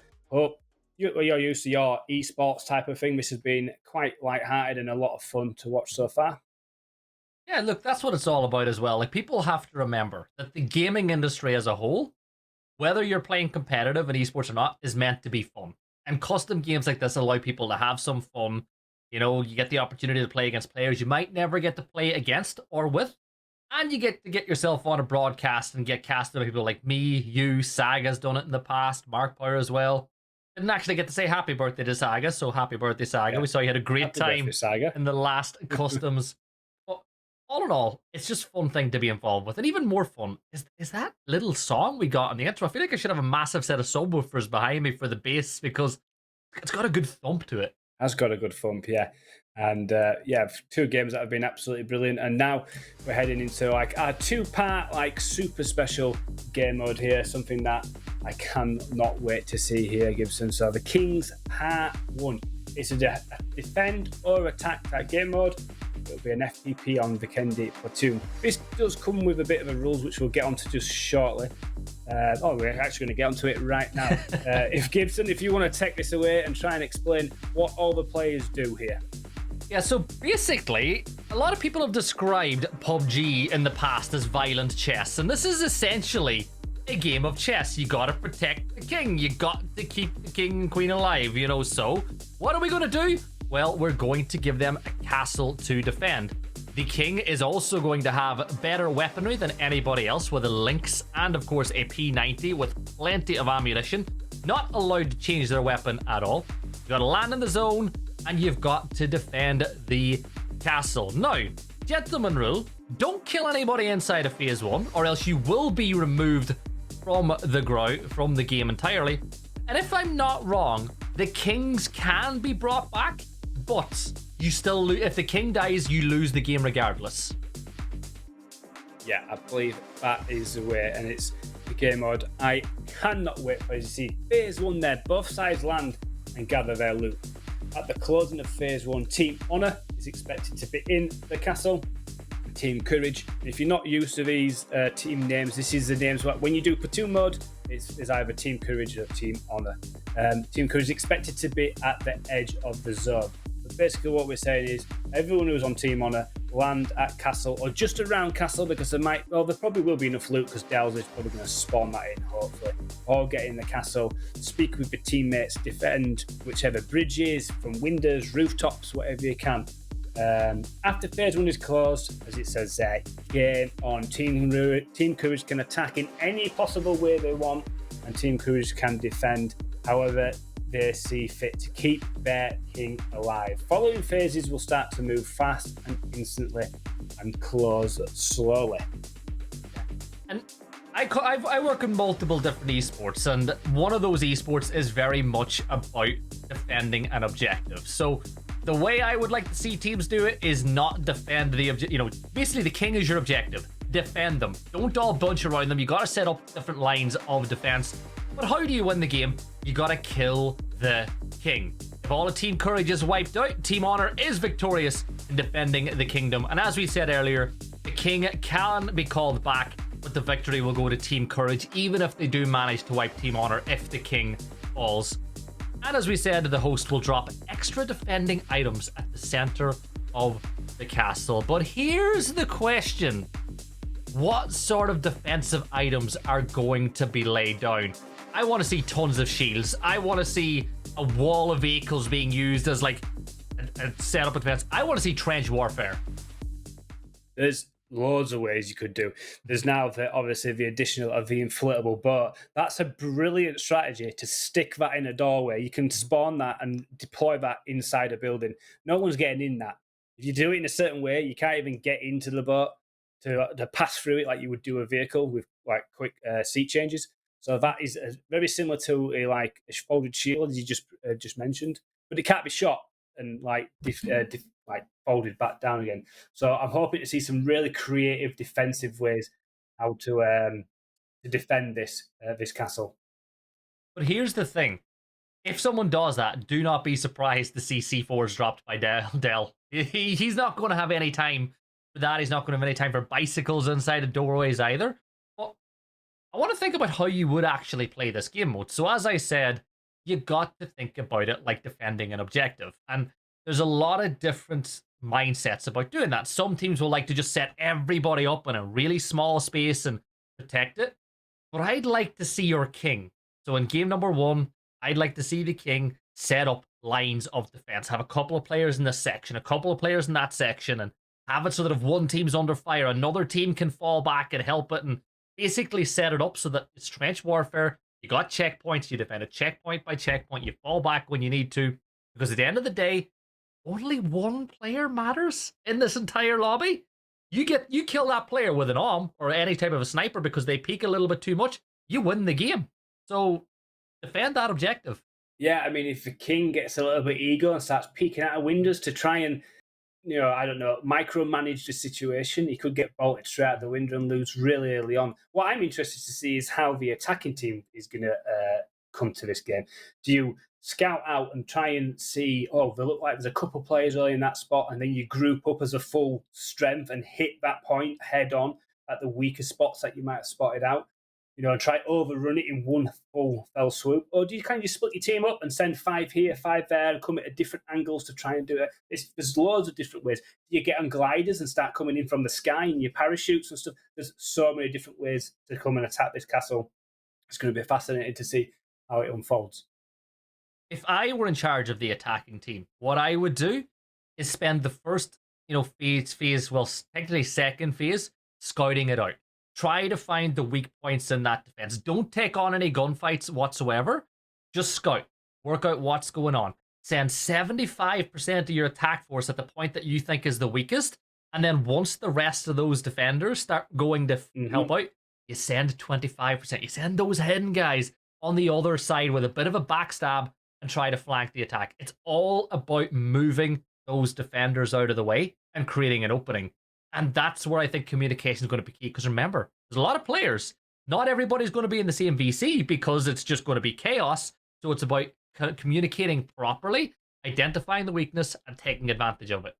Absolutely. I think communication in PUBG as a whole throughout the game is one of the biggest strengths of a team. In any team, no matter what level you're playing at, is communication. And like you say, with 50 players, or hopefully 50 players on each side, that will be massive. There'll be a lot of talking. So someone needs to take control and just say, look, I'll take control of the comms, be the commander. It may be Supermore for his team who's attacking because he's the content creator. He may decide to take that role on himself and then decide. But it is really military strategy that comes into play here of how to attack this. And almost like real life military strategy, like you say, that's a really clever ploy, sending 75% of your force forward.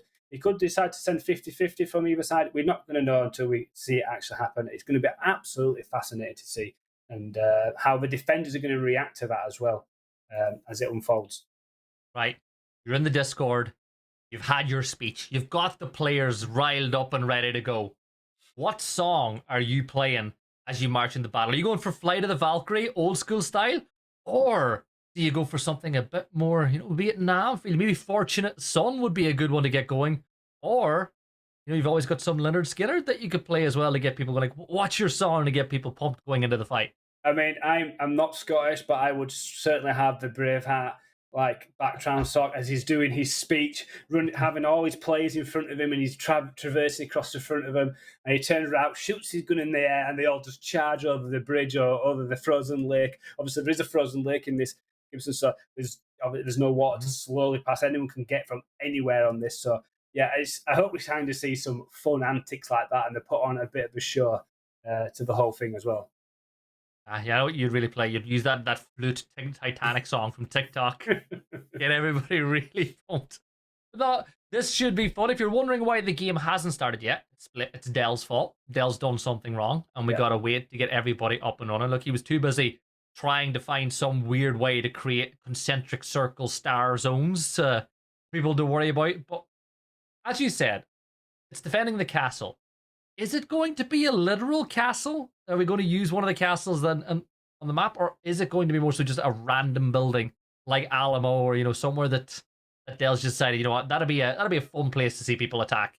Well, it's on Vikendi. He's going to actually use the castle on Oh, is it? Vikendi. What is going to be castle? So, yeah, that's what I mean with the frozen lake around it. Yeah, there's no water to struggle getting across. Obviously, it's a bit slippy if you decide to charge it in vehicles, which is obviously a ploy that it could do to get up to the walls nice and quickly and not take damage as you're trying to run it on foot. So, getting vehicles, piling people in them, and getting up to them walls really quickly.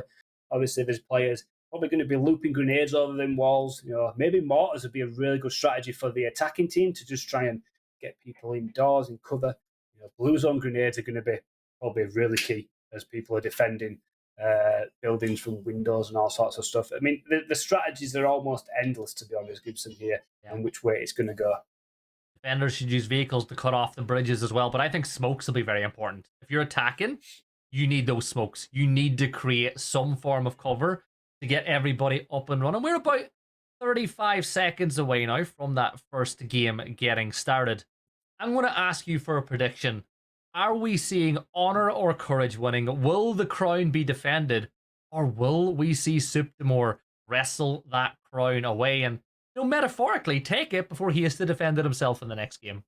It's hard to say because I haven't seen the teams as the full teams, and he might be way up the skill levels of some of the the returning players that can go quite heavy-handed on that side. Obviously, a defended position, fortified position is the advantage, right? But yeah, I think I'm going to go as we go into game number one. I'm going to say the attacking team win. Gibson.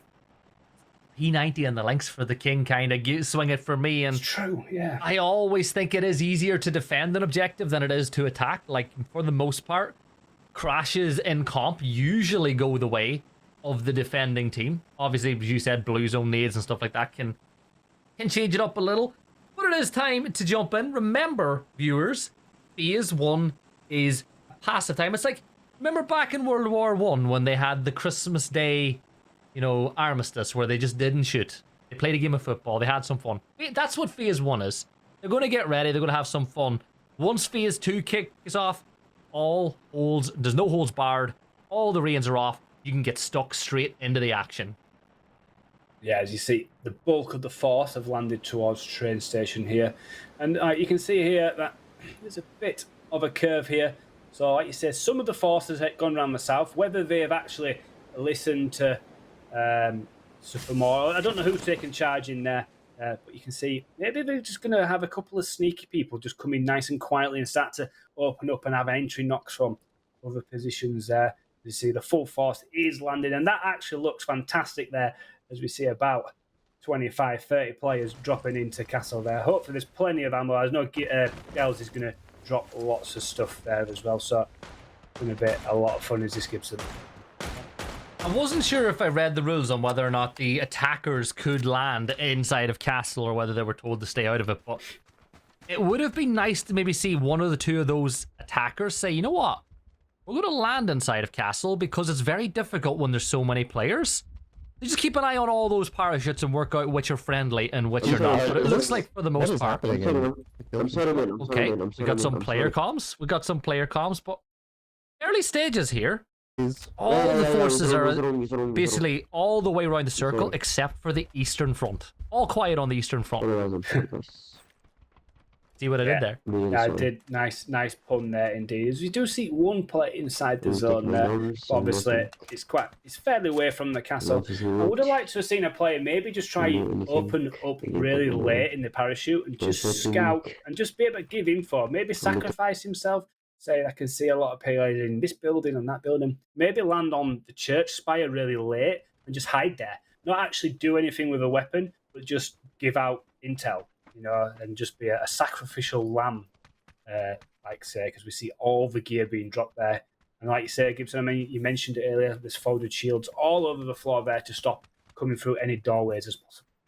Yeah, and they're insane as well for just plugging gaps. Like, you can use those shields to close up some of the entrances that you can see inside. You can use them to create little walls and barriers that you can fall backwards from as areas get destroyed, because they all use ammo and utility to get rid of, to destroy. So it's all about setting it up. Schweppy's taking damage already.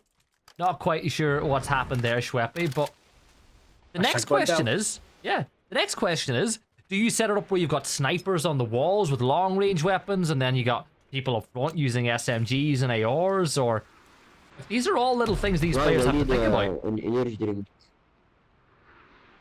Yeah, I just think you twig something in my brain then, and I can see someone might get caught out here. I've just pulled up to a building. Yeah, okay. You can see on the mini-map there. I was just thinking, do you just put Who Built the Ark, Noah, in the corner of the room and just cover it with folded shields? Because it'd take forever to get in there with gunfire. Obviously, a blue zone would get him out in no time, so maybe that strategy might not work. And this is why I'm stood here talking about it and not playing the game. Does Who Built the Ark have the, the mental ability with a Lynx and a P90 to sit in the corner, though?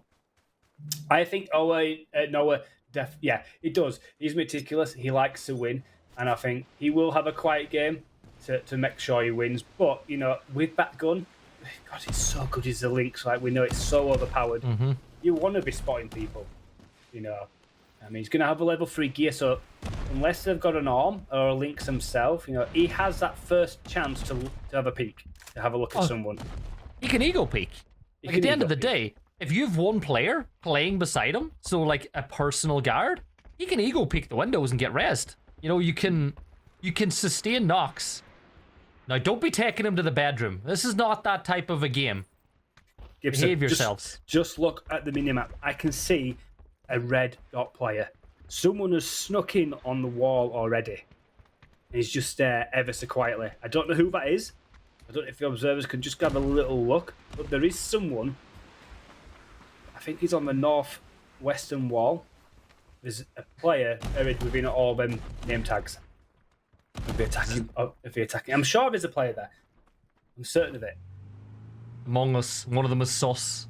One of the defenders is definitely sus. Oh, he is a 1, getting closer and closer to ending. We're about 3 minutes and 20 seconds away. If we could bring up the view of the map tree, there we go. There's Ilhomi, who is kind of the snake in the long grass. But if we could bring up the map and look at the way that the attackers are focusing on bringing things in. A lot of the pressure's coming in from the north. You can see there's a battalion of maybe 7, 8 players pushing in from the north. You've got 3 or 4 coming in from the south. So yeah, here looks like it's the main front line of the attack. Most of them are going to come from this side of the map. Then you've got players with viewpoints from here, here, and here. This is where I would put my solos that are scouting it out to find out where those weak points are on the attack.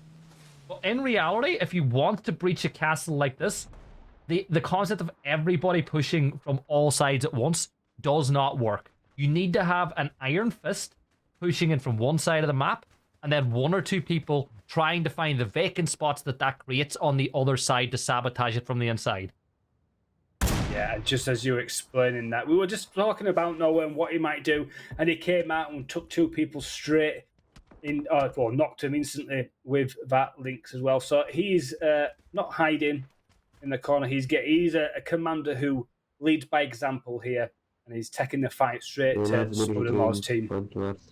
He's won though. I thought he wasn't allowed to shoot. Okay.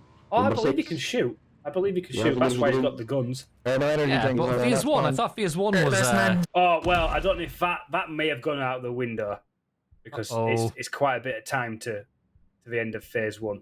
But I think everyone's set. I think they've all got their gear now, so I think everyone's set and let the action roll on. There's no way they don't see him. What's? There's no. Oh, they've spotted him. They've spotted him.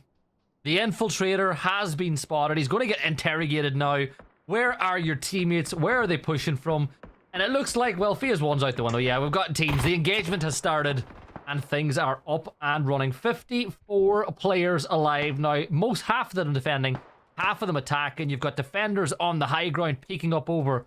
This is a very difficult castle to crack. And yeah, they're locked up inside the main bedroom inside of the castle. That's where you're defending your king. He can peek the windows, but you got to get right inside if you want to do real damage. Yeah, and from Dell's view, we see them all lined up there on that ridge line. A lot of them seem to be running bolts. I can see quite a lot of bolts, which I'm not surprised. I think it's a valid tactic. It's devastation. It's a what, sorry? Devastation. I've not seen him in a long time. Is it? So it is. Yeah. The man from Wales here. trying to show his bolting skills off. So yeah, the bolt is going to be a great tactic, right, Gibson, because as people are peeking to look for information, you're exposing yourself. Obviously, this is FPP, it's this game mode as well. So the bolt, good opening knocks, but obviously you can't push like a normal game where it's just 4v4. You push on an opening knock, as we see a couple of players do go down, and like you've previously mentioned, we have little clusters of the attacking team starting to, I don't know if it's by choice or they're just kind of doing it off a whim, but we're starting to see a bit of a surrounding of a few teams here as Dell's throwing out smoke. And you mentioned it just before the game, smoke is going to be important, and I haven't seen that as much from the players. There's an E-pickup. Is there anybody on it? Or is it just a scout? Is just being used for scouting purposes? I don't see anyone on it. I was wondering if maybe someone would have went up and had a little peek with the parachute. Defal will get a knock as Who Built the Ark will defend it. But it's very difficult to get these flushes. Like, unless these attackers overcommit and push up over that ridgeline, all these knocks should be resable. Yeah, the E-pickups are a good shout because you could get a nice infiltrating squad here landing the roof and start to really open up this defense here. But so far, the defense looks pretty solid here. There's a big bulk of an attack coming from the north here, and you can see a lot of the players, also defenders, defending that northern side. There's a couple of knocks coming there from Soup's team there. Dark Moon Prince going down, but you know, I think the res is a normal time, so it's 10 seconds. You see Dougal McGuire going down there, and yeah, so that attack is coming from the north, and a lot of the force try to defend that attack. Father Dougal McGuire there from Father Ted, a little reference that I captured. Getting taken down, as it was Who Built the Ark with the P90 that's defending the tower. Will get the knock on the Devastation as well. You'll see Weathered, one of his personal defenders inside that bedroom, gets knocked, which might just open a window, but Who Built the Ark is not fading away from these gunfights. He's getting aggressive, and that's what the level 3 gear does. Look at the ammo count. Those P90 bullets are starting to become a bit of a precious commodity. Yeah, and he's got to be careful now, because now that the players and the attackers are getting in the walls, he now says, I think Nowhere and Who Built the Ark needs to really start thinking about maybe just pulling back a little bit, because like we said, if he dies, it's game over. The attackers win. So at some point, now that they're starting to breach the walls in this attack, he has to start thinking, right, I need to drop back and not be on the front line here. As soon as I go down, it could be all over. See a number of Soup players picking up a couple of knocks and confirms here. Who Built the Ark in the kill feed once again, taking someone out there. It does look like he has swap weapons though there. I'm sure that was one of the rules where he wasn't allowed to swap weapons. He knocked someone with an SLR. I'll confirm that. A response here there from Ark team, and a counter response there, and the kill feed lighting up left, right, and centre. Yeah, desperate measures being done by the defenders, but the attacking side have breached the outer perimeter. Got a heavy foothold on the north side of the castle, and the rest of the forces are aggressively pushing in from the east. You can see so many names lighting up in the kill feed. Lots of downs as the defenders have their back against the wall. We have an infiltrator right inside the castle, but Who Built the Ark is going to get knocked, and this could be curtains. Rudan peeking around. All he's got to do is strike the final blow inside the smoke, and this game could be done and dusted. Who Built the Ark will fall deeper inside the castle, but while all the battle is going on the outer walls, the infiltration on this site could see the game fall into the hands of Soupdemore. Absolutely brilliant stuff there. Very, very nearly the end-winning kill there. The smoke wall did its job, got him back on his feet, and he's fallen back into his chambers there. And it looks like he has a little quartet of players holding strong on that first floor, but players from the red team, the Soup's team, starting to really close in all round now, and teams, the blue team starting to find it a little bit difficult to stop them on this onslaught.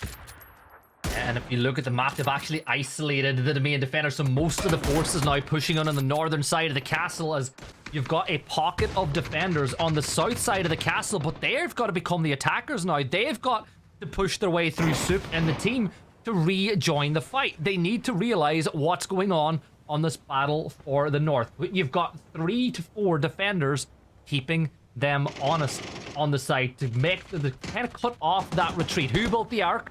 Not out of the fight just yet, with the P90 gets another knock of his own. The flush will be gathered by the SLR as Ari will drop down. But still, on this battle. It does look like Soup's team have the advantage, and who built the Ark is going to go down to Lightbite. This could be game. This could be curtains. It's time to flood. Push in with a killer blow. Rasters falls now as well. Header will fall, but keep an eye on what happens on your downed king. Will falls. Ahad falls. All of the defenders down, but look at the stand from Weathered. Absolutely unbelievable stance here from Who Built the Ark team. Not sure he's back on his... Yes, he is back on his feet indeed, but they're coming from both angles on this staircase here. They're starting to close in. It's getting ever so dangerous for Who Built the Ark. He might have to go outside the window. Oh my word, the kill feed has lit up. I can't even keep track of what's going on there. And I'm not sure if he has gone down. Has he escaped outside? Yeah, he vaulted out the window and downed. Brilliant move, brilliant move. But he got downed, and the king on the other side, Supermore's been downed by Akrasama. Now the question is, where is Who Built the Ark? We know he's down. Has he been rezzed yet? He's down. Who Built the Ark is out, and the king and the attacking side will take the crown. Brilliant, brilliant stuff. Really interesting game up there, and these teams will now fight it out just to eliminate each other completely. I don't know how we're on. Is this? Oh, this is no hell, right? Yeah, you can bring them back, but remember the game's been won. That's true. Yeah. Yeah, Supermore on the side won it, but you know, I'd love to break that down with a proper analyst desk, because when you look at how I said they would attack it, they did exactly what I thought. So the brunt of the forces pushed from one side, then you saw a small pocket of Soup's attackers push in from the east, and they got in. They cut off, they essentially cut Castle into two separate pieces, and nobody from Who Built the Ark was able to get the knocks that they needed to stop the push. So while all that was going down, they just kept flooding, tossing utility in. There was no way for Who Built the Ark to defend the crown, and it was just a really well thought out attack. It was completely. I think there was a period there as there was push was happening on this building. You can see at the top of your screen where there's quite a lot of Who Built the Ark's team in this church area. They really needed to just get in that building where you can see them all now and start having, because they're no good there. You got to defend your king. I know they're just trying to kill and pick up some of the outsiders and stuff, but that's no good when you're really under pressure there. And Who Built the Ark was trying his best to survive with only 3 or 4 players around him. He needed his others. Maybe he didn't have the comms to tell him, but they had to try and push over, support the defense. Yeah, now it's at the point where we're just cleaning up. This is all just a matter of tidying up the lobby now, as everybody will get taken down. Diffal on the roof's last stand will end as he's taken down. Akrasama has been taken down to 25 HP. The Blues at the back. You're the last, I think that's he's the last player standing for his side, as Diffal is DBNO. And come on, Monastic Moose. He's on the ground floor. Get the kill. Wrap this one up. Yeah, it would be a phenomenal sight to see him do, what 15 clutch? That would be brilliant. Got the self-res there. Blue zone on his back, just go down. He's got another one, that's why he's still alive. I don't see anyone else. So, moved out very quickly. The grenade landing right at his feet, taking Lassie Ground out. I'm assuming that the game's still going on. Oh no, I do see a blue name. Who Built the Ark is still alive. Who Built the Ark is still alive somewhere. He was brought back though, remember? That's right. So is he in the sky? He must be in the sky coming back. If he's in his parachute, just coming down slowly. Yeah. He is. What's he in? I thought he was in a bird event, just falling through the sky. Is he going to try and like everyone bleed out to the blue, like the blue zoned out here, and just fought ever so quietly? Because he's going to try and position himself right in the centre of the zone here, I would have thought. There's no meds, though. Maybe he's just gone to the toilet. He doesn't realise he's being brought back. Oh, this is... So, how was your day, anyway? Good day? Yeah, it was good. Yeah. Excellent. Do anything nice? No. I'll try to sell my car. Yeah, that's about it. It's a fun time selling your car around Christmas. Yeah. It's a good time. Might be a present for somebody. Just like Who Built the Ark will be a present for one of these defenders. Whenever, or these attackers, I suppose I should say, when he eventually... Yeah, I think Who Built the Ark has decided to put us all out of our misery. The game is done. Congratulations to Team Soup the More. They stormed the walls, they took down the king, and they win But will the shoe be on the other foot next time round? Did they learn anything? Did Suptamore's team work out any vulnerabilities that they can patch up? Or will it just be another case where the attackers can just flood numbers in and cause problems? Yeah, it'd be interesting to see, will Noah and his team just think, well, that worked really well for them. Do we just do the same type of thing there as well? We'll be able to find out very short. And if you want to get involved in the game, don't worry, you can do. Just head over to the PUBG Reddit Discord and join in there. And also, with the end of that game, head over to the Discord, to the giveaway section, and you'll be able to give yourself a chance of winning two 500 G coin between two people, should I say. But that'll be it for us. Shortly, we're going to head to a break, and we'll be back with game number 4.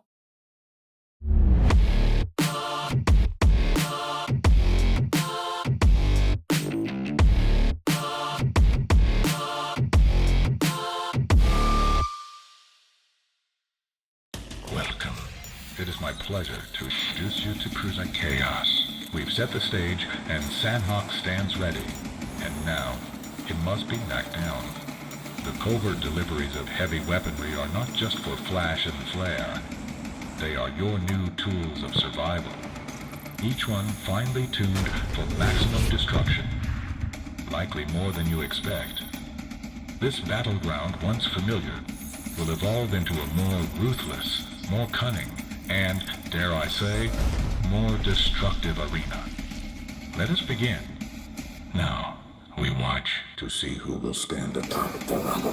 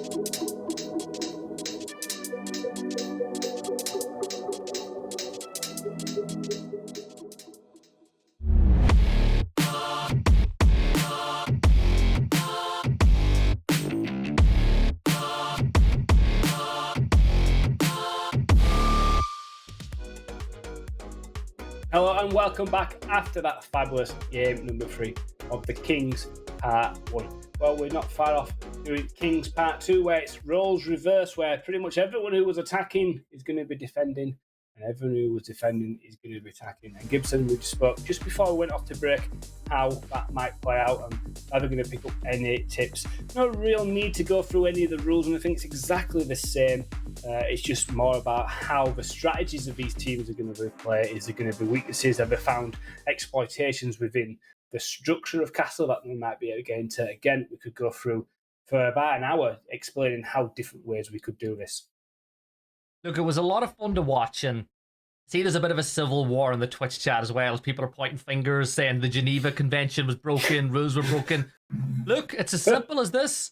The winners of the war are the ones that write the history books. And as it stands, Soup teams won, and I don't see any judgment coming in from Dells, so they didn't break no rules because they won. If you won, it might have been a little bit different, but I think that this next one's going to be fun, right? Because at the end of the day, the defending team lost, and now they're attacking, and they're going to want to, how would I say it? They're going to want to get something back. You know that who built the Ark?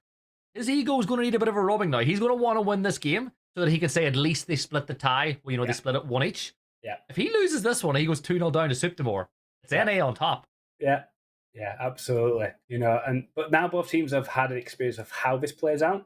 I mean, it doesn't really benefit anyone because neither of them have experienced, unless you get a couple of players who want to be on the attacking side again. We're not sure how the teams all mingle up in the lobby, but you know, I'm not sure playing the previous game will help in this game if the bulk of the teams have swapped to reverse because they've not had experience of attacking or defending.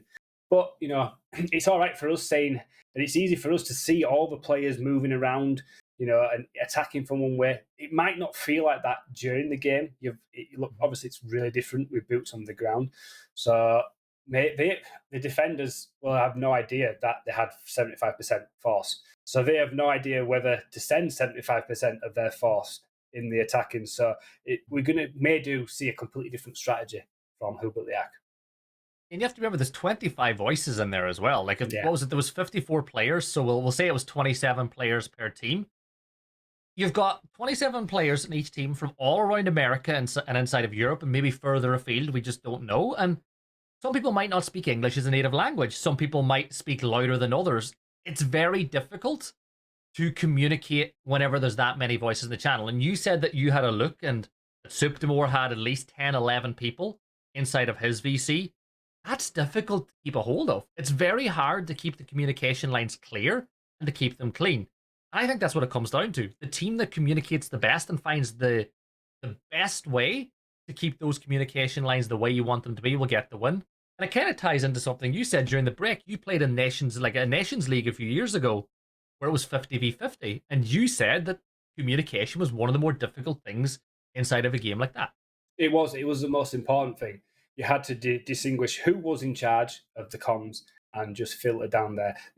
We actually split it in a way where the Discord, where it was a bit like other games where you get a commander who can talk only to the sub-commanders, the sergeants, and then the sergeants could speak to the squaddies. And it was like you never heard like the commander, the main person in charge, and they all just filtered down bit by bit like that. With everyone being in Supermore's chat though, he could hear his comms. I looked over at Noah's VC earlier, had a couple of players in his, so his comms may not be going out to everyone. Yes, they have the in-game chat, but does everyone even have that turned on? We have no idea. So yeah, the comms is the most important thing I think in this game, and you know it's going to be interesting to see how this game plays out. And look, that ties out to ranked as well. You got a team with good comms, it gives your chances to win a significant boost.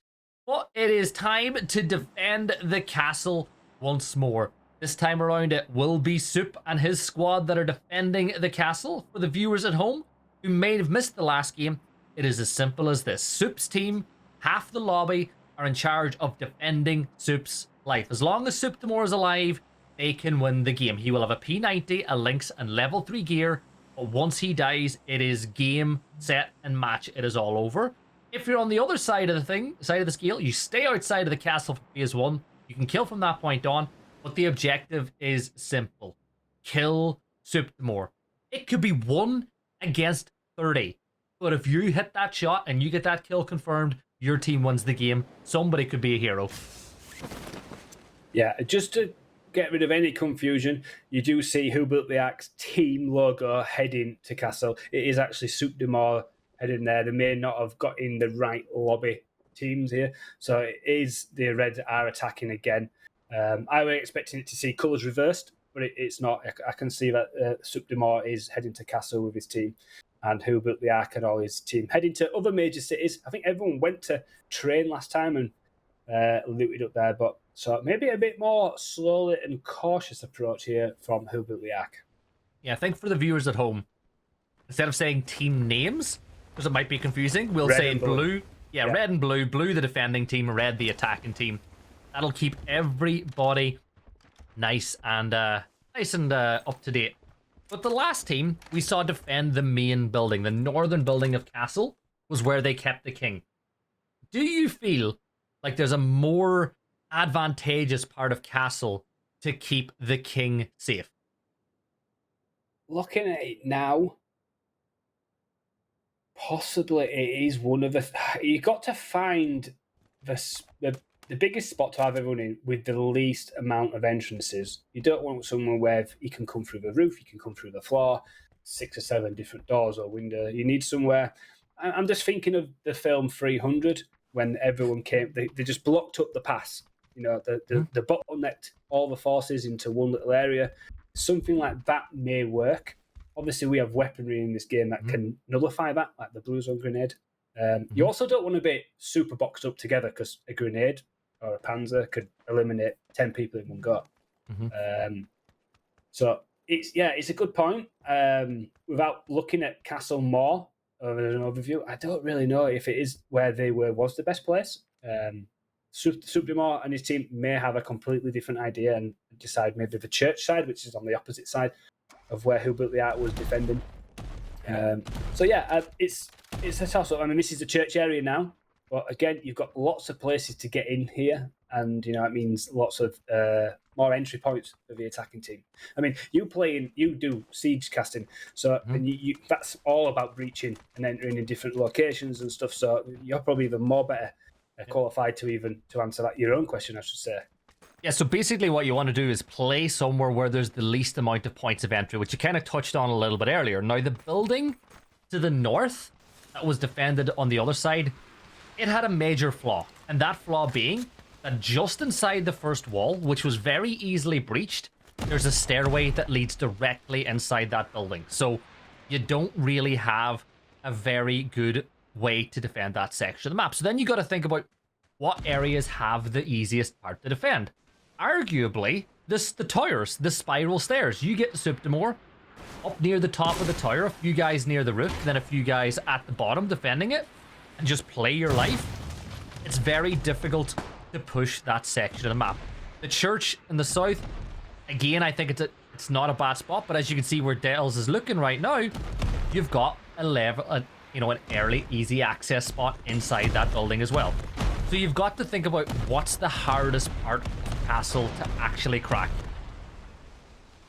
That's true. And, the way Who Built the Ark played the last game, he was very aggressive, right? He was a leader, a king who went on the front foot. He was the first person to get kills. He was in the battle completely throughout. Will Soup de Mort be completely different? Will they try and find the hardest spot and play hide and seek and just leave him in there? You can see him on top of his roof creating a barrier around himself here. Is this going to be his strategy where he just plays more protected, and just lets his troops do all the fighting and he stays safe? Well, you look at where he's positioning himself. He's playing a more aggressive angle up on top of the roof. Now, there's pros and cons of that. The pros are if you're out in the open, it's a lot more difficult for the attacking team to differentiate you from other defenders. So the only real way that that Soup de Mort's on the roof is if you knock him or you get the kill. Whereas I feel with Who Built the Ark, it was very obvious early on that he was playing indoors. So Soup de Mort, he's creating a lot of spots that he can hide behind using all of these shields and the Doritos, as Mark likes to call them, to protect all of his flanks. But as you can see, he's got the fallback. He can fall down the back of the building and get back inside if needs be.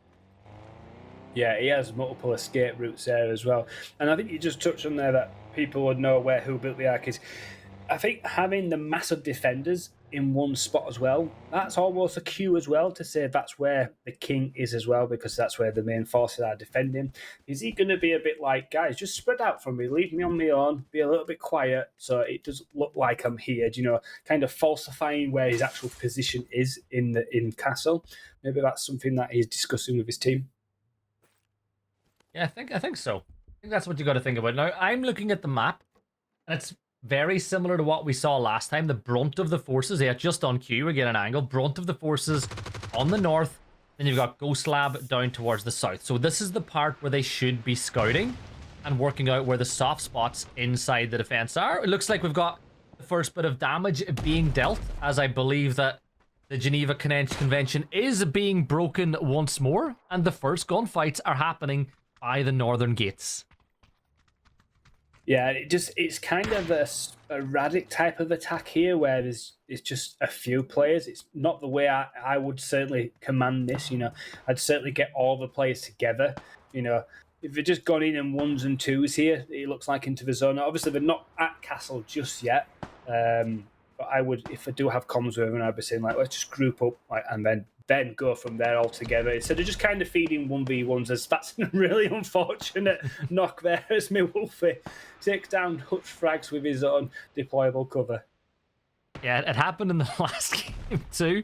Thankfully, the res will come in, and it happened in a very dodgy spot. That could have easily landed on Suptimore and caused some problems going forward. And something we didn't think about, and that was brought up in chat, was if all of your team is dropping inside of castle, meds are not going to be easy found. You're not going to have a lot of first aid. You're not going to have a lot of bandages and, energy drinks to work with. So for Suptimore, are you going to be saying to some of your teammates, if you have first aids, give them to me? Or do you give those first aids to your front line and say, keep me alive as long as possible? Well, there is a possibility where the observers could show us the squad amount of meds and stuff, the utility, that is an ability. But I think Dells may have given meds, like plenty of abundance of stuff. I'm not too sure. We'd have to check with that. But when we next back on the blue team, we could probably have a look at the whole team's utility and see where they're at. Maybe they're really just picking up the default as he looks like he's having enough of play there. There we go. So like you say, they are very sporadic there. It's not looking great for a lot of players. Yeah, and if you can't get somewhere strong to play, make somewhere strong yourself. Look at the barricade that has been created for Suptimore to play up on top of this roof. This is awesome. And look who's... Look who's got the opening pick. It looks... There's been a bit of dissent. Somebody has caused dissent in the ranks, and some corporal punishment has come in from the leader. Just with this barrier situation that's going on here, if anyone has a view on this, does that not... Brilliant. Does that not kind of tell you where Suptimore might be? And now he can't get off that roof as easy because he's got so much stuff around him as these mortars coming in. So anyone scouting with big scope 8 times or the like, you'll see all these barriers on top of this roof. It's almost saying, I think he's up there, guys. Right. I have a question for you. If you're Suptimore, where are you most vulnerable from playing on top of the roof? I like what he's doing. I think it's a different strategy to what Who Built the Ark did. I just don't know if it's going to work. Yeah. Well, I'm going to tell you where he's most vulnerable from. The sky. And do you see that there is a ton of mortars being thrown directly towards the roof? One good mortar can end this game right here now with him playing on the roof. There is. And I think there's a little bit of an ungentleman sportsmanship going on here as a couple of the members have pushed out of the zone here to attack the front. But they're going to get heavily swamped here on that western side if they're not careful. Suptimore might realise that it's not safe to be here, and he is going to get out of dodge, and I think that's the right thing to do. But front line of the offense is trying to... sometimes the best form of defense is offense, and that's what happens here as they bring the fight to the attacking team, but lose their lives in the middle of the action. As we see a couple of members breaching the walls now, so we're starting to see a couple of the red team breaking their way into here, and this is where I think the first couple of players will get caught out because they still feel safe in there. There's so many people. Footsteps, forget footsteps in this game mode. It's not really accurate to even listen for footsteps because I'm sure all the players can hear is an absolute, like an army of elephants running around as Platon there picks up monastic moose there. But yeah, I think footsteps in this game, well, for this part of the game where there's quite a lot, it's not really accurate to use. Yeah, Father Dougal Maguire got himself a knock in the midst of all that action too. I think that's a very niche reference, that, by the way. A Channel 4 TV show about Irish priests.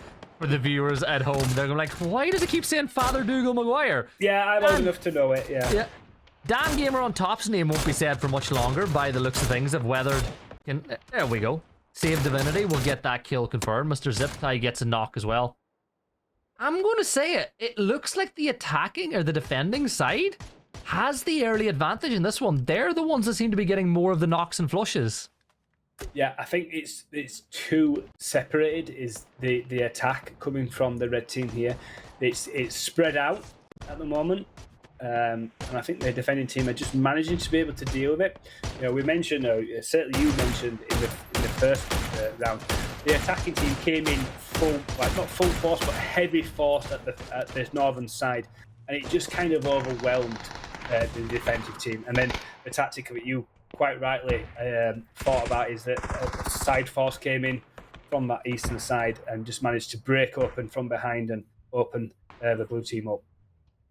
Yeah, and Siptamore's retreated back inside, and he's on the more southern side, which if you watched the way the game played out last time, that was the side that the attacking team wasn't able to wrangle control of until the very end of the game. So straight off the bat, learning from maybe some of the mistakes as the fog of war will begin to descend on the map. Boost Fiend gets a lot of damage dealt his way as he drops into the prone with the ace in hand as Devastation will peek on up and gets this knock onto the player. There's the instant flush coming on the other side as Suptamore side, the defenders continue to drain away the numbers from the attacking team. And the attackers, it looks messy. I'm looking at the map, they're all surrounding the castle on all sides. There doesn't seem to be any real cohesion with the way they're doing it. And it's not working out, and they're going to lose players one by one. Yeah, and it started off like that quite early on. The attack started early, and it was just a couple of players backed up by a couple of players. We started to see a bit of the force on that northern side, but they've lost quite a lot of players already. You know, we've got a bit on that southern western side, but I can see it's only 3 players, and there's a huge amount of players in that church area there. There's way too many, I reckon, for them to be able to break through. And at the moment, there's quite a divide there between north and south here, and yeah, it's all just before our eyes there. You can see the two sides separating within the church, and the teams are attacking now, having a real struggle to try break the lines here. Yeah, and Setsuga had a beautiful shot there and got traded back, but the res should be able to come through. More knocks being dealt towards the attacking side as they just they're looking to find that entry point. Which part of this wall is easy to push them? Devastation has been a menace so far on the walls this time around, picking up kill after kill after kill. You can see Touch of Madness. He's got his section wall. Yeah, Devastation's got to stop bullying them. Look, he's getting so much information here as well. I'm never going to hear the end of it if Devastation is one of the MVPs of this game. Who built the arc on the attack here, moving in, but Devastation once again, like you said, in the kill feed.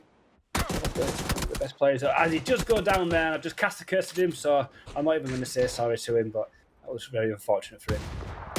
Why would you say sorry? It's exactly what you wanted to happen has happened. Who built the arc is going to fall, so the general is DBNO. Looks like he's going to get the attempt to get the res off, but is going to be taken out of this game as the defending side still looks to have this on lockdown. And I just can't get over how little control they've managed to wrangle, and it's because of how, I want to say, disjointed it's been. They've got no presence inside of Castle at all yet. Yeah, it's absolutely right. It is disjointed. It's probably the perfect word. Hack shots can do a lot of damage. I haven't seen him through tonight, so he's joined Some player he is indeed. He'll be able to pick a lot of kills, but I think already there's a huge advantage here now for blue team here. They've defended this extremely well. They've got a nice split between forces here, almost 50-50 between the south and the north of the zone, and they've just given too many 1v1s per se, should we say, again, for the red team to make any meaningful and like breaching attack here. It's like 18 versus 11. Like the number, it's so heavily swayed in favor of the defending side now, as Who Built the Ark are just having it's just not having a great time at all. So the zone will shift. I think Dells is trying to force the defenders to maybe move back towards where some of the attackers are playing. Suptimore will be one of those players, but it's right, you're not getting through that side, that's for sure. I've just seen what those two attackers can see. You've got a little bit of a push here as Lightbite is going to go head to head and going to get knocked on the other side by Hutch Frags. Figo will go down. It's done. It's GG's. Really well played from that side. And Suptimore goes back to back. He is surely the king. Yeah, very, very impressive there, and quite effective and quick and efficient. But I think that was more to do with the strategies from the red team attacking there. It had no cohesion between them, no strategy. They kind of just like filter feeded towards the castle, and you know, with strong forces defending both sides, north and south, they just kind of picked it off one by one there. You got to think about trench warfare, right? And the concept of defending a building. One defender on a wall looking out is probably worth 2 to 3 attackers. It's as simple as that. So you've got to swarm and overwhelm one side of the attack. So if you're only putting 1 to 2 players each side at a time, it's very easy for that defender to pick it down. It's why trench warfare is so difficult. It's why in World War I it was so hard to get those hard yards and attack through the forces. And as I said, the only way to beat that is throwing quantity to really try to overwhelm them. And it just didn't happen the whole way around the circle. And it was still fun. It was really fun to see the way the Suptimore on the side defended that. Yeah, it was impressive. So he gets the 2 wins on the Kings Part 1 and 2. And that leaves us with 1 game to go. But just before we head over to the break, don't forget your chance to get some more Discord, G-Coin, should I say, in the Discord. Just head over to the giveaway section there. But yeah, we're going to go to a quick break before we bring you the 5th and final game for this Holiday Havoc special from the PUBG Reddit Custom Games.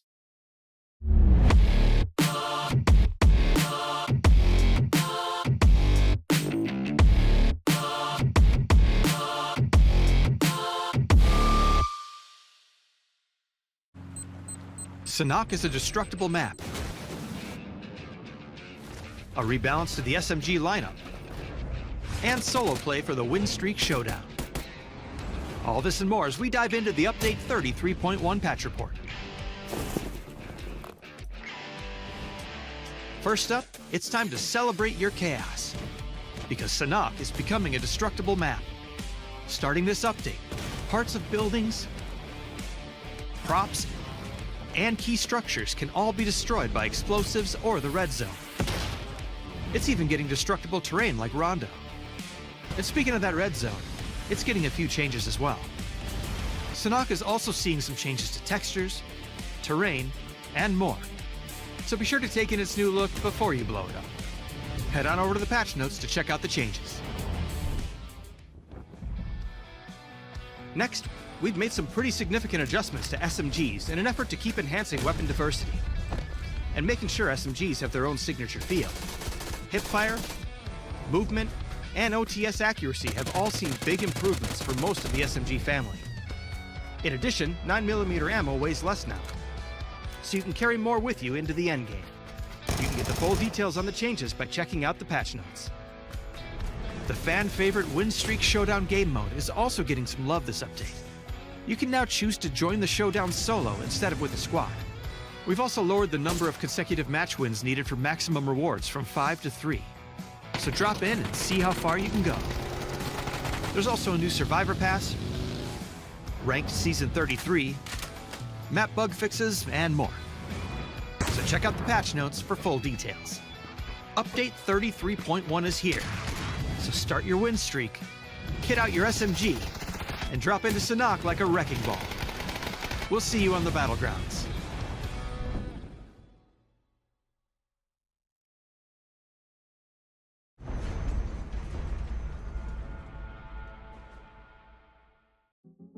We are not alone. There's more to life than this. Show me what you know. Take me to that place. I'm stuck within these walls. I need a quick escape. You know where I can go. Take me to that place.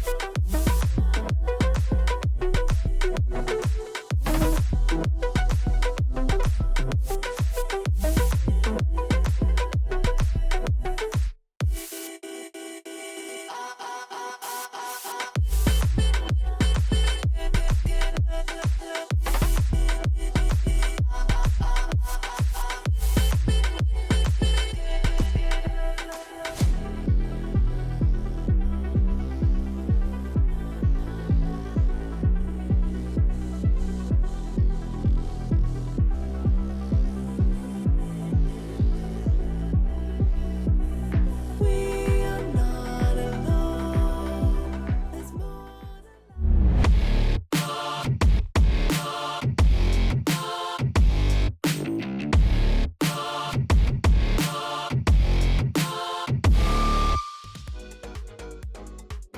Welcome back after 4 fantastic games of the PUBG Reddit.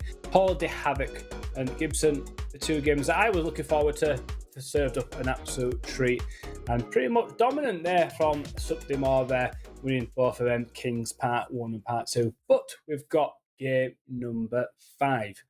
So we can head over and have a look at this. So Gibson, if you want to explain the rule and how this is going to work for the players. Yeah, we're playing Gator Chasers, aka everything bar the boat. Your boat is lava, so you got to stay on those airboats. SMGs only, 20% damage, which makes a nice change from the recent buff that SMGs have gotten recently. It should be fun. It should be pretty good to watch. Now remember, stay on your airboat. It's as simple as that. You kill anyone from a vehicle, you get banned, you get kicked out of here. The game's done and dusted. This one should be fun because it's like Death Race mixed with Mad Max, mixed with a bit of everything. Yeah, absolutely. It's a game mode that we do quite often at the end of these custom games. But this one's a bit of a twist. We tried it a few months ago with the airboats. Didn't quite work as we wanted to do because we did it in the swamp area of Destin. But a lot of people were jumping off their boats and shooting from the ground. This time we're going to be mainly over water, so there's no chance of shooting unless you leave your boat. And like you rightly say, though, don't be standing on the banks of Georgia Pole shooting into that bay. Stay in your vehicles, drive by, or float by, should we say, and just try and have as much fun as possible. And that's the main thing. Remember, this is the final game of the night, so have as much fun as you possibly can. I'm going to ask, not barring the P90, right? Which SMG are you bringing into the battle? Do you bring the Tommy gun with the extended mag, so you got 50 bullets and you can fire all day long, or do you go for one of the more powerful SMGs and that you can kind of take into it? So one came to me, as soon as you asked me that question, one came to my mind, which is the MP5, and then I thought about the MP9. But I think you gotta go with the one that's got the best range damage. So I would say, what's that? Probably the UMP, maybe. Mm-hmm. It's going to be drive-by. You could be at range a lot with some of it until later on. When we get close in, obviously, if you stay alive and you don't shoot anyone until you wait till the last, because the strategy is to play in this as well. Maybe you just hold your ammo, MP9, maybe a Vector close-up in near the end game could be. It depends how you want to play this game, I reckon, depending on which SMG. But you're right to say, the Tommy gun with the extended, the drum mag could be quite effective as well, that 50 rounds. Well, to me, the Vector, whenever you get an extended mag and a scope on it, becomes a VSS. It kind of gives you that same vibe. I like the Tommy gun just for the ammo, you know, because you're going to be shooting moving targets a lot, so you're going to have to hone in your bullets. Whereas with a lot of the other SMGs, like the UMP with its slower rate of fire, you know, with the MP5 that clicks empty that little bit quicker, at least with a Tommy gun, the minute that you've got your line locked in, you can just hold down mouse 1 until that whole 50 mag drum is taken out of it and utilized. But every pro has his con, right? So when you think about the Tommy gun, you're limited to 1x scopes, red dot, hollow. You know, you're not getting anything with any more zoom than that.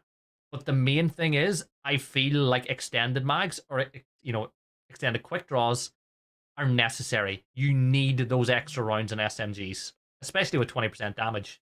Yeah, that's it. So, you know, maybe the Bison's probably not the gun to use them, because even though you have a big mag with the Bison, you feel like you're using on 20% damage anytime you play the Bison. So it's gonna be like a 1% damage weapon, probably to most of these players using that. Yeah, I think we're like rightly you say there, with that 20% damage, the drum mag with the Tommy gun could be quite useful, because if you're using the Vector, you use your rounds so quick. You know, and if you are, like you say, you're leading, you drive by in most of this time in this fight. So with that extra mag bullets, you can like change and alter your firing still while holding down the L and B button and alter. With the Vector, it's done and done. You're having to reload, you've got to reset your aim. So I think you're quite spot on there. I mean, whether the players do that, we'll have to wait and see. Now here's the thing, right? I said mouse 1, you said LMB. I'm not going to call out the player's name, but I was speaking to someone recently, and it's heresy. They have fire on their spacebar. What? Right? They shoot with their spacebar. And their argument is that when you lean, they've got they know a lot of people that have lean on their mouse button, or when you shoot with your mouse, they say your grip gets harder on your mouse, which means that it's harder to make micro adjustments. So his argument is, by using thumb on space and shooting with that, you're completely free to adjust with a mouse without any additional pressure on it. I can understand the thought behind it, but it makes my skin crawl. The thought of shooting with space makes my skin crawl. Well, I'm doubly ruined then, because I lean and fire from my mouse. I lean both left and right with my mouse buttons, and I fire. So I've got my mouse in a vice grip when I'm leaning and firing. But I can never imagine using it. I mean, I'm old school. You know, I'm close to retirement from anything. So I used to play looking with games using the arrow keys and looking up and down with page up and page down. So that's how old I am. Never mind a mouse. I was playing another game the last day. You know what? We're not the official. I was playing Anno recently, and you have to use the arrow keys to move the camera, not WASD, and it felt so wrong reaching over to the left. I can imagine, yeah. But it's that whole point where I can see the logic. Like, yes, it does free up the mouse more, but I'm like you. I lean with my mouse, and then I use spacebar to prone or to crouch, because I feel like it's easier to crouch with spacebar. But everybody has their own, everybody has their own thing that they like. Everybody has their own custom binds. It's one of the things that makes gaming fun. But let's get stuck into the game. It is all about using, the vehicles, those airboats. Get yourself up towards George Bay when the zone does eventually start closing. I'm wondering if basically what Dells is doing is letting everybody drop, get looted, and then he's going to fly from team to team. Or he's just going to spam, maybe he's just going to spam the bay and be like, guys, get to George. You've got to use your own prerogative. You get there, and then you put in the work. Yeah, hopefully. And I hope the gentleman's agreement that in this game is we don't kill anyone before we actually all get to the water, because that's the main point. That's the main whole fun of it. There's no point in killing someone on land, and ruining their last game purely because you just want to get an extra kill. Let's get to the beaches, let's get in the hover boats, and let's have a load of fun around here for the last game. So I really hope people have seen the stream and check the Discord for the rules and stuff and abide by them, because it benefits everyone if we do stick to that. What do you make of the airboats? The airboats, they're just horrific to control. They're fairly speedy once you get going in a straight line. I wouldn't be adverse to having them on every map. You wouldn't be needing them on most maps. I mean, they're really, really beneficial on Destin up in the north, in the swampy area, but you can still drive through them. It makes no difference because the swamp area is still quite shallow, so you can still drive through it. Maybe you could say it's a bit of a niche vehicle. Yeah. You're very exposed though. That's something that I forgot to mention right at the start. You're probably the most exposed on any vehicle other than a motorbike in this, because front on, you have nothing. You are just on a deck chair on a deck. Obviously, once you've passed, Gibson, you've got the big fan behind you. It gives a bit of protection. So players got to be a bit careful of that, heading on to each other. They're both equally exposed there. Yeah, I'd rather drive a airboat, though, than be in the meat seat of a buggy, to be honest. Stop shooting. What I hear gunshots. Wiggle. Don't break the rules. The rules have been broken. The Geneva Convention, once more, has been destroyed. I think people are maybe mixing up the SMG only with SMG and airboat only. Well, I'm hoping that Delves might be able to bring some of these players back. I'm sure he has the ability to do that. So hopefully he can get some of them back here. But yeah, so it's understandable. Some players may not have been in the Discord and seen the rules or watching the broadcast to see it as well. So hopefully, we can get everyone over to Georgia Paul and, have a really good game over on the water.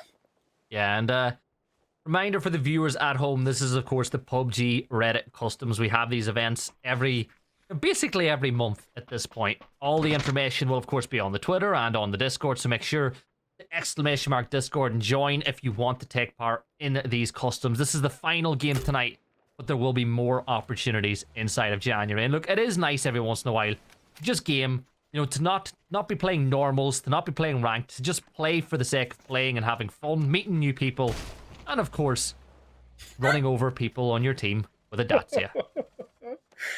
Oh my word! There's another one. There's normally one every game, especially when I do like the Norwegian esports scene. There's normally a team run over every single game, but just a couple in quick succession there. Hopefully they're going to it looks like there's a bit of a gentleman's agreement here. They're letting Who Built the Ark survive here and going to get the res. So maybe some in-game chatting going on saying don't kill. Let's just get to the Georgia Paul Bay. Yeah. I think it's to me, it's not competitive PUBG until there's been a team run over. It's the rules. It happens at the highest level inside of EMEA and inside of PAS and PEC. But stop, bush campers! Stop. Watch frags. Behave yourself. Get out of there. Get over there. And as you can see on the screen, there's a G coin giveaway on the Discord. Right, rules are being broken. How would you enforce these rules now? What punishment would you have for these players? It's difficult. If Delves has the ability just to launch a Panzer at them to get rid of them, but then all that does is it just lowers the lobby count, and we don't have as much of a spectacular, airboat fight in the middle. I'm pretty sure he has the ability to res people, which you can see people coming back. So it may be not all, doom and gloom for these players, but it is a bit frustrating because now they're unlooted. Dels could probably spawn them in some weapons, which you can see he's got. Unless they were on, I don't know. Maybe he has spawned them in. Dels is so creative with this. Sometimes I have no idea what is going on. So I'll just say hashtag blame Del. Yeah, blame Del. At this point now, though, Gibson, it's game on, right? As soon as you get in them boat, you can. Oh no! Oh no! No, you're not allowed off the boat, Nessa. Get back on the boat. And Nessa is going to fall. Remember, on the airboats, if you want to turn fast, you got to go fast. You cannot turn while going slow. I think some of these teams have the right idea. Have one person as the pilot, have somebody else as the gunner. Rasters has got to be careful because his airboat is about to blow. I would say as soon as you get bandages and first aids off, change over that airboat. Well, the first legal blood has been drawn. Yeah, and just talking on that strategy of gunner and driver, we see that in the other Mad Max game modes that we do. Woo! As the vehicle comes flying past there, we do see that strategy where sometimes you'll see teammates. Now we normally do it in duos. This is in squads, and you do see where players try to be on a vehicle on their own and shoot. And you see some teams do it where they have a gunner and a driver. Me, I prefer the gunner driver because one person's just concentrating on the driving, one person's concentrating on the shooting.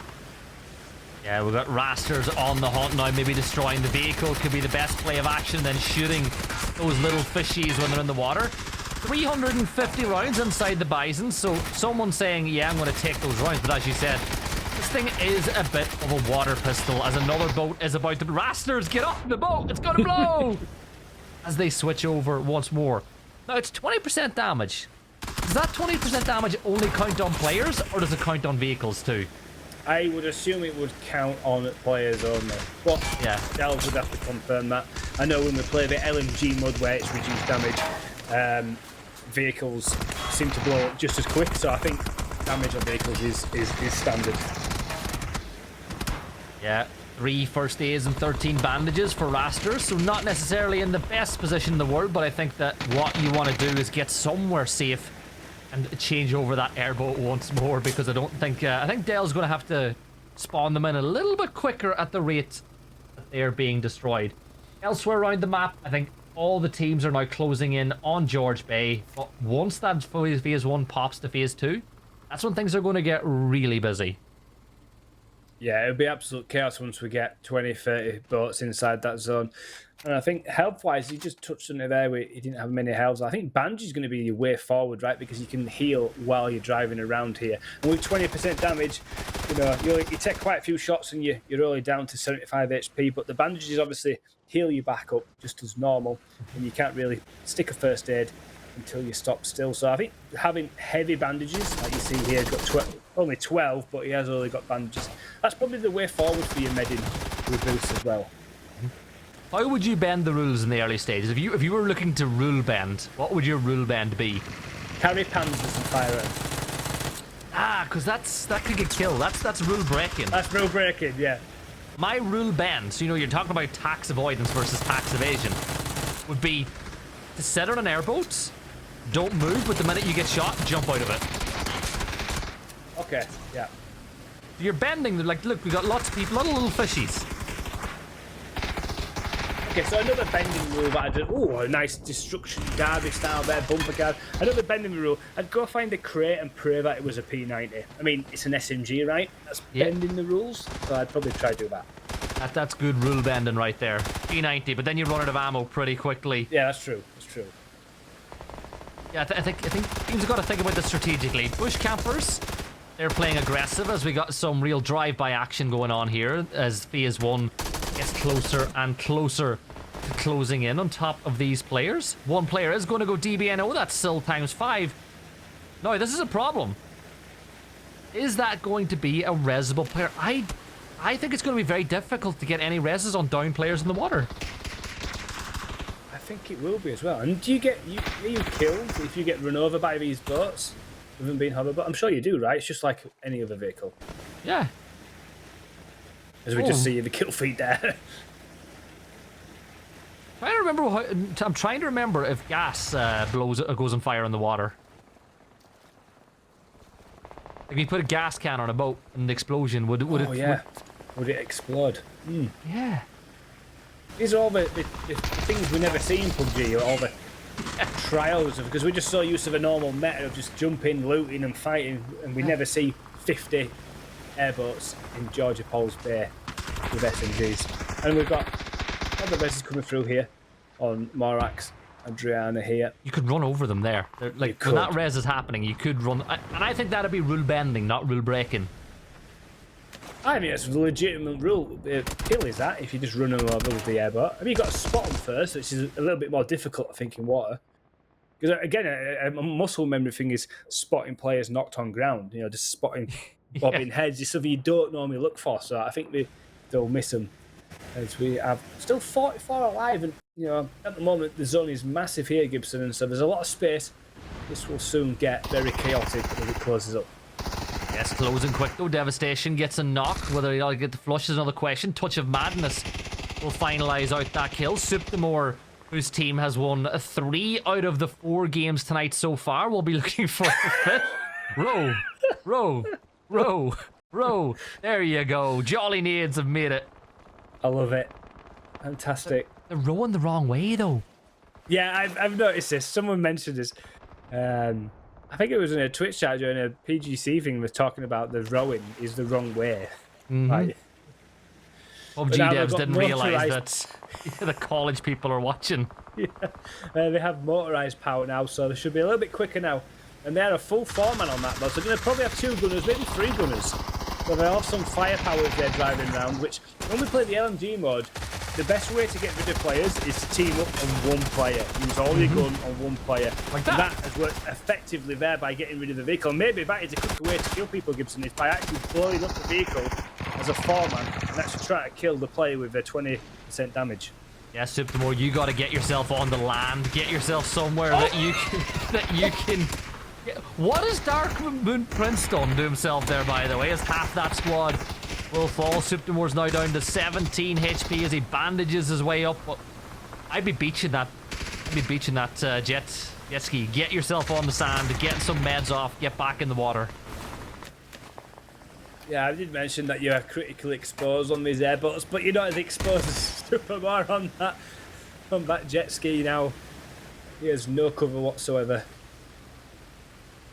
Come on, shit, do something. There's 4 of you on the vehicle. There's another team right beside you. Do something. Who built the Ark? Will get a knock of his own. Oh no. Dells has got some C4s. Oh, this should be interesting. I just saw the set. I cannot say that name. I'm just going to say the set. I think he was running the Tommy gun with the extended barrel with 790 rounds. So going with the strategy you mentioned at the start of the game there. So much ammo. We'll be able to play to next week.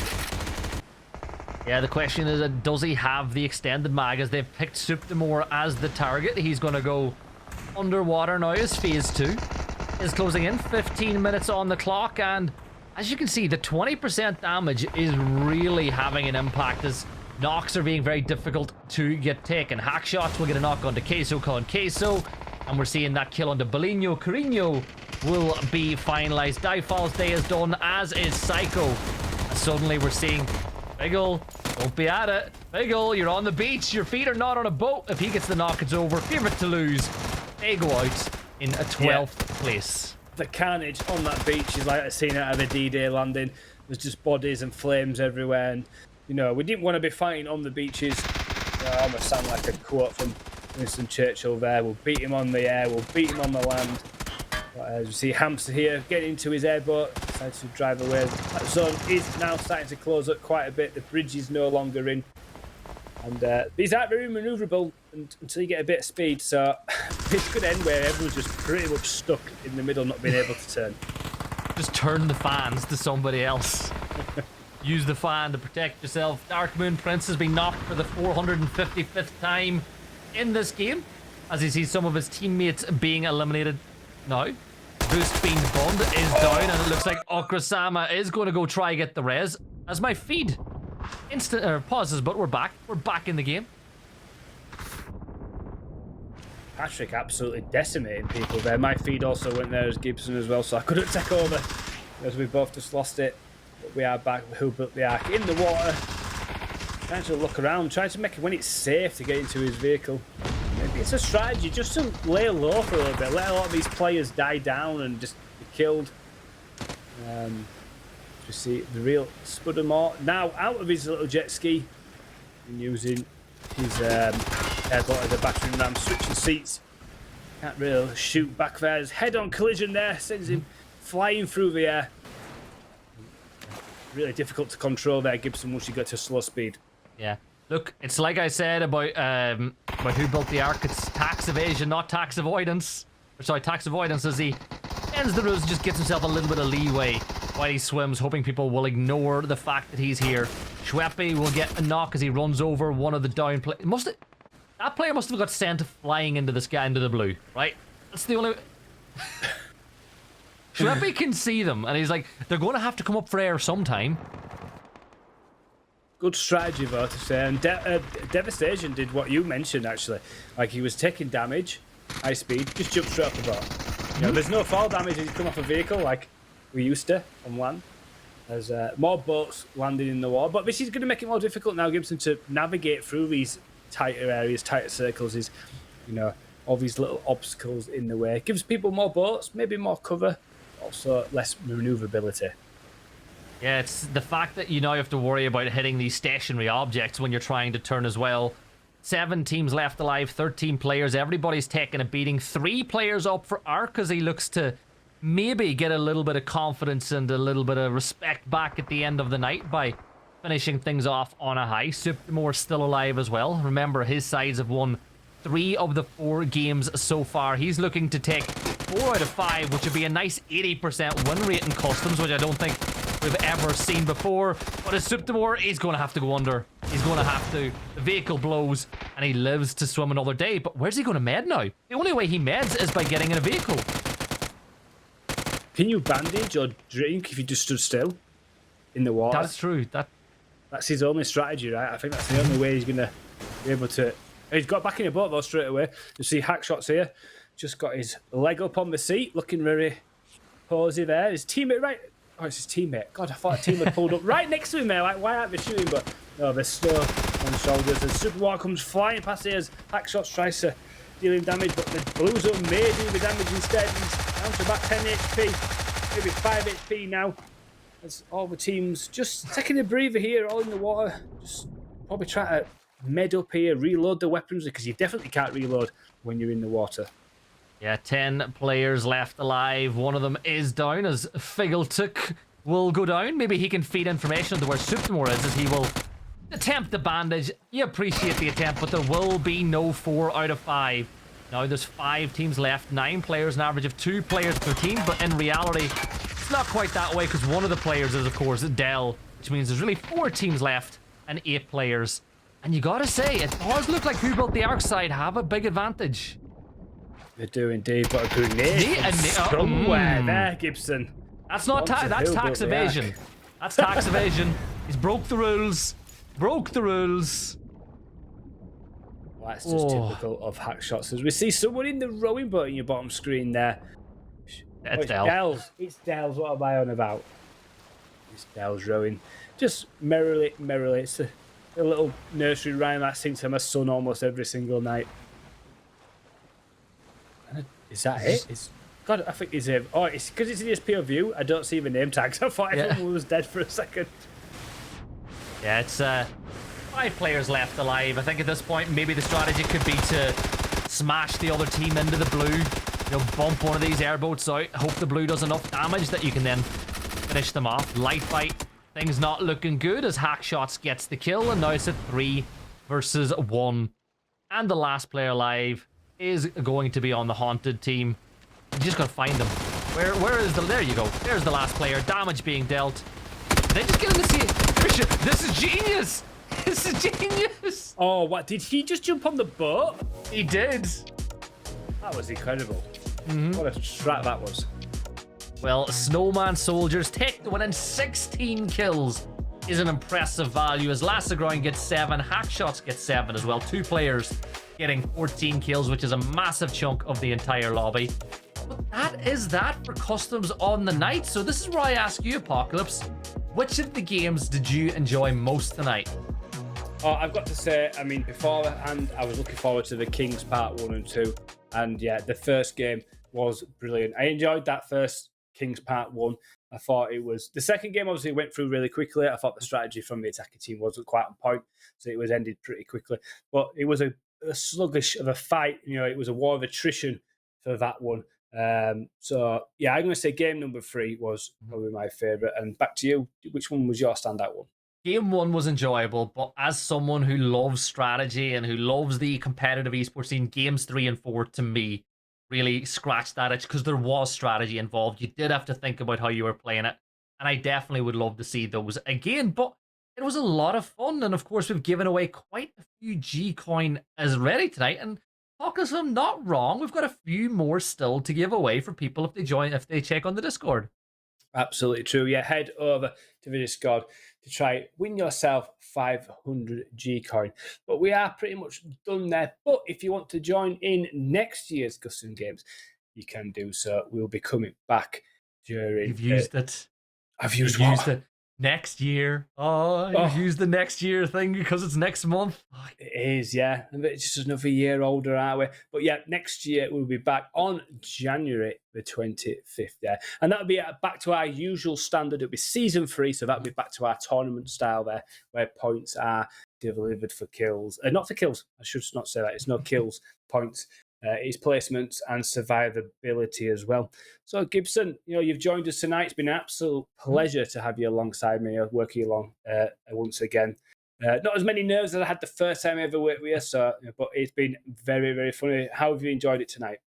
It was a lot of fun. Like I said, Gab had reached out to me a few times in the last few months asking if I could take part, but due to kind of scheduling issues, I was always busy. So it was good to finally get involved with the community because it's been too long. Like, I've not casted PUBG since PAS, and that's because scrims haven't really been happening. There's been nothing really to get involved. So I'm glad I got back on the horse, and it's good to get back on the horse with people that I've known since day one. Like, I've known you and I've known Dells for a long, long time at this point. So it was really fun to get involved with that. And, it was fun to work with new people, like to get working with Gab. It was nice to work with Saitlon again. And I think we had am I missing anyone? I'm missing one more, Mark. It was nice to work with Mark for the first time as well. And of course, it's good to cast with you because it's been way too long. Yeah, definitely way too long indeed. I just want to say a massive thank you to all the behind the scenes here at PUBG Reddit, from all the production, the observers, the people that deal with the social media as well.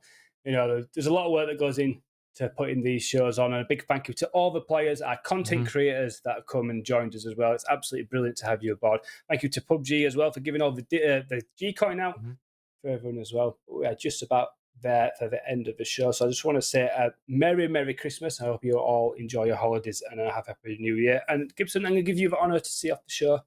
And call it a night. Yeah, thanks everyone for taking part. And as Toffees always says, play more PUBG, enjoy PGC tomorrow. Happy holidays to those who celebrate. I hope you enjoy time off to those who don't. It's going to be a lot of fun. And be ready for 2025 because PUBG and the customs will be back with a bang. We'll see you all soon.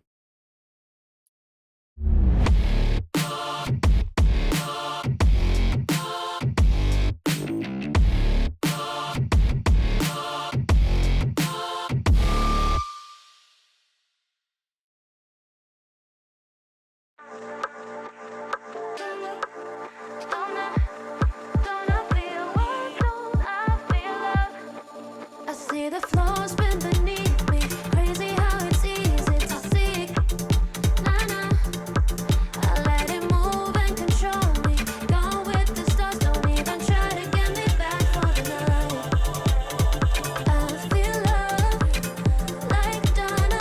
Do what I want all summer. Fly like a star. Never fall back down, down, down. I see the donut. Don't I feel love? Don't I feel love? Don't I feel what? Don't I feel love? Don't I feel love? Don't I feel love? Don't I feel what? Don't I feel love? Yeah.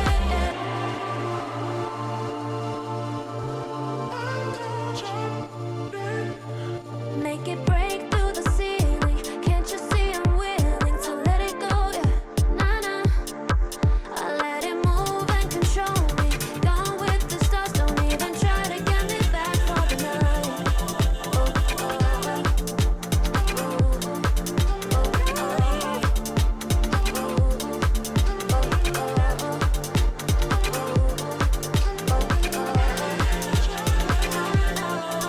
Why don't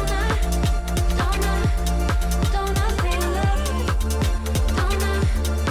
Don't I feel love? Don't I feel what? Don't I feel love?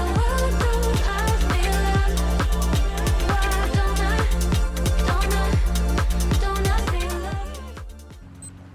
Sanhok is a destructible map. A rebalance to the SMG lineup. And solo play for the Win Streak Showdown. All this and more as we dive into the Update 33.1 patch report. First up, it's time to celebrate your chaos. Because Sanhok is becoming a destructible map. Starting this update, parts of buildings, props, and key structures can all be destroyed by explosives or the red zone. It's even getting destructible terrain like Rondo. And speaking of that red zone, it's getting a few changes as well. Sanhok is also seeing some changes to textures, terrain, and more. So be sure to take in its new look before you blow it up. Head on over to the patch notes to check out the changes. Next, we've made some pretty significant adjustments to SMGs in an effort to keep enhancing weapon diversity and making sure SMGs have their own signature feel. Hipfire, movement, and OTS accuracy have all seen big improvements for most of the SMG family. In addition, 9mm ammo weighs less now, so you can carry more with you into the endgame. You can get the full details on the changes by checking out the patch notes. The fan-favorite Win Streak Showdown game mode is also getting some love this update. You can now choose to join the showdown solo instead of with a squad. We've also lowered the number of consecutive match wins needed for maximum rewards from 5 to 3. So drop in and see how far you can go. There's also a new Survivor Pass, Ranked Season 33, map bug fixes, and more. So check out the patch notes for full details. Update 33.1 is here. So start your win streak, kit out your SMG, and drop into Sanhok like a wrecking ball.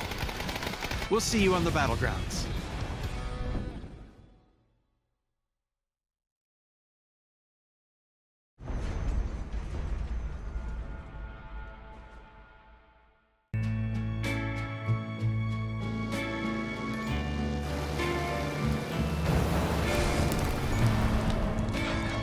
No one else but you.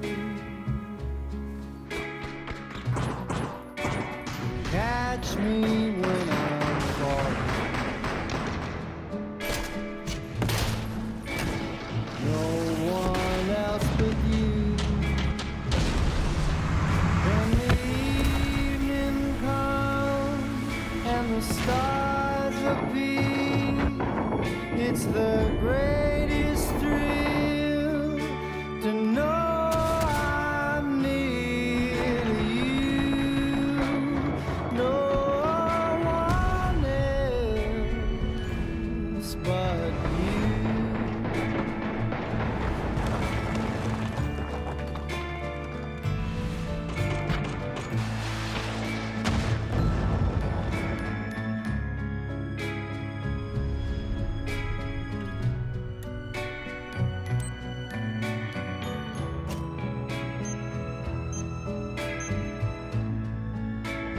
No one else but you.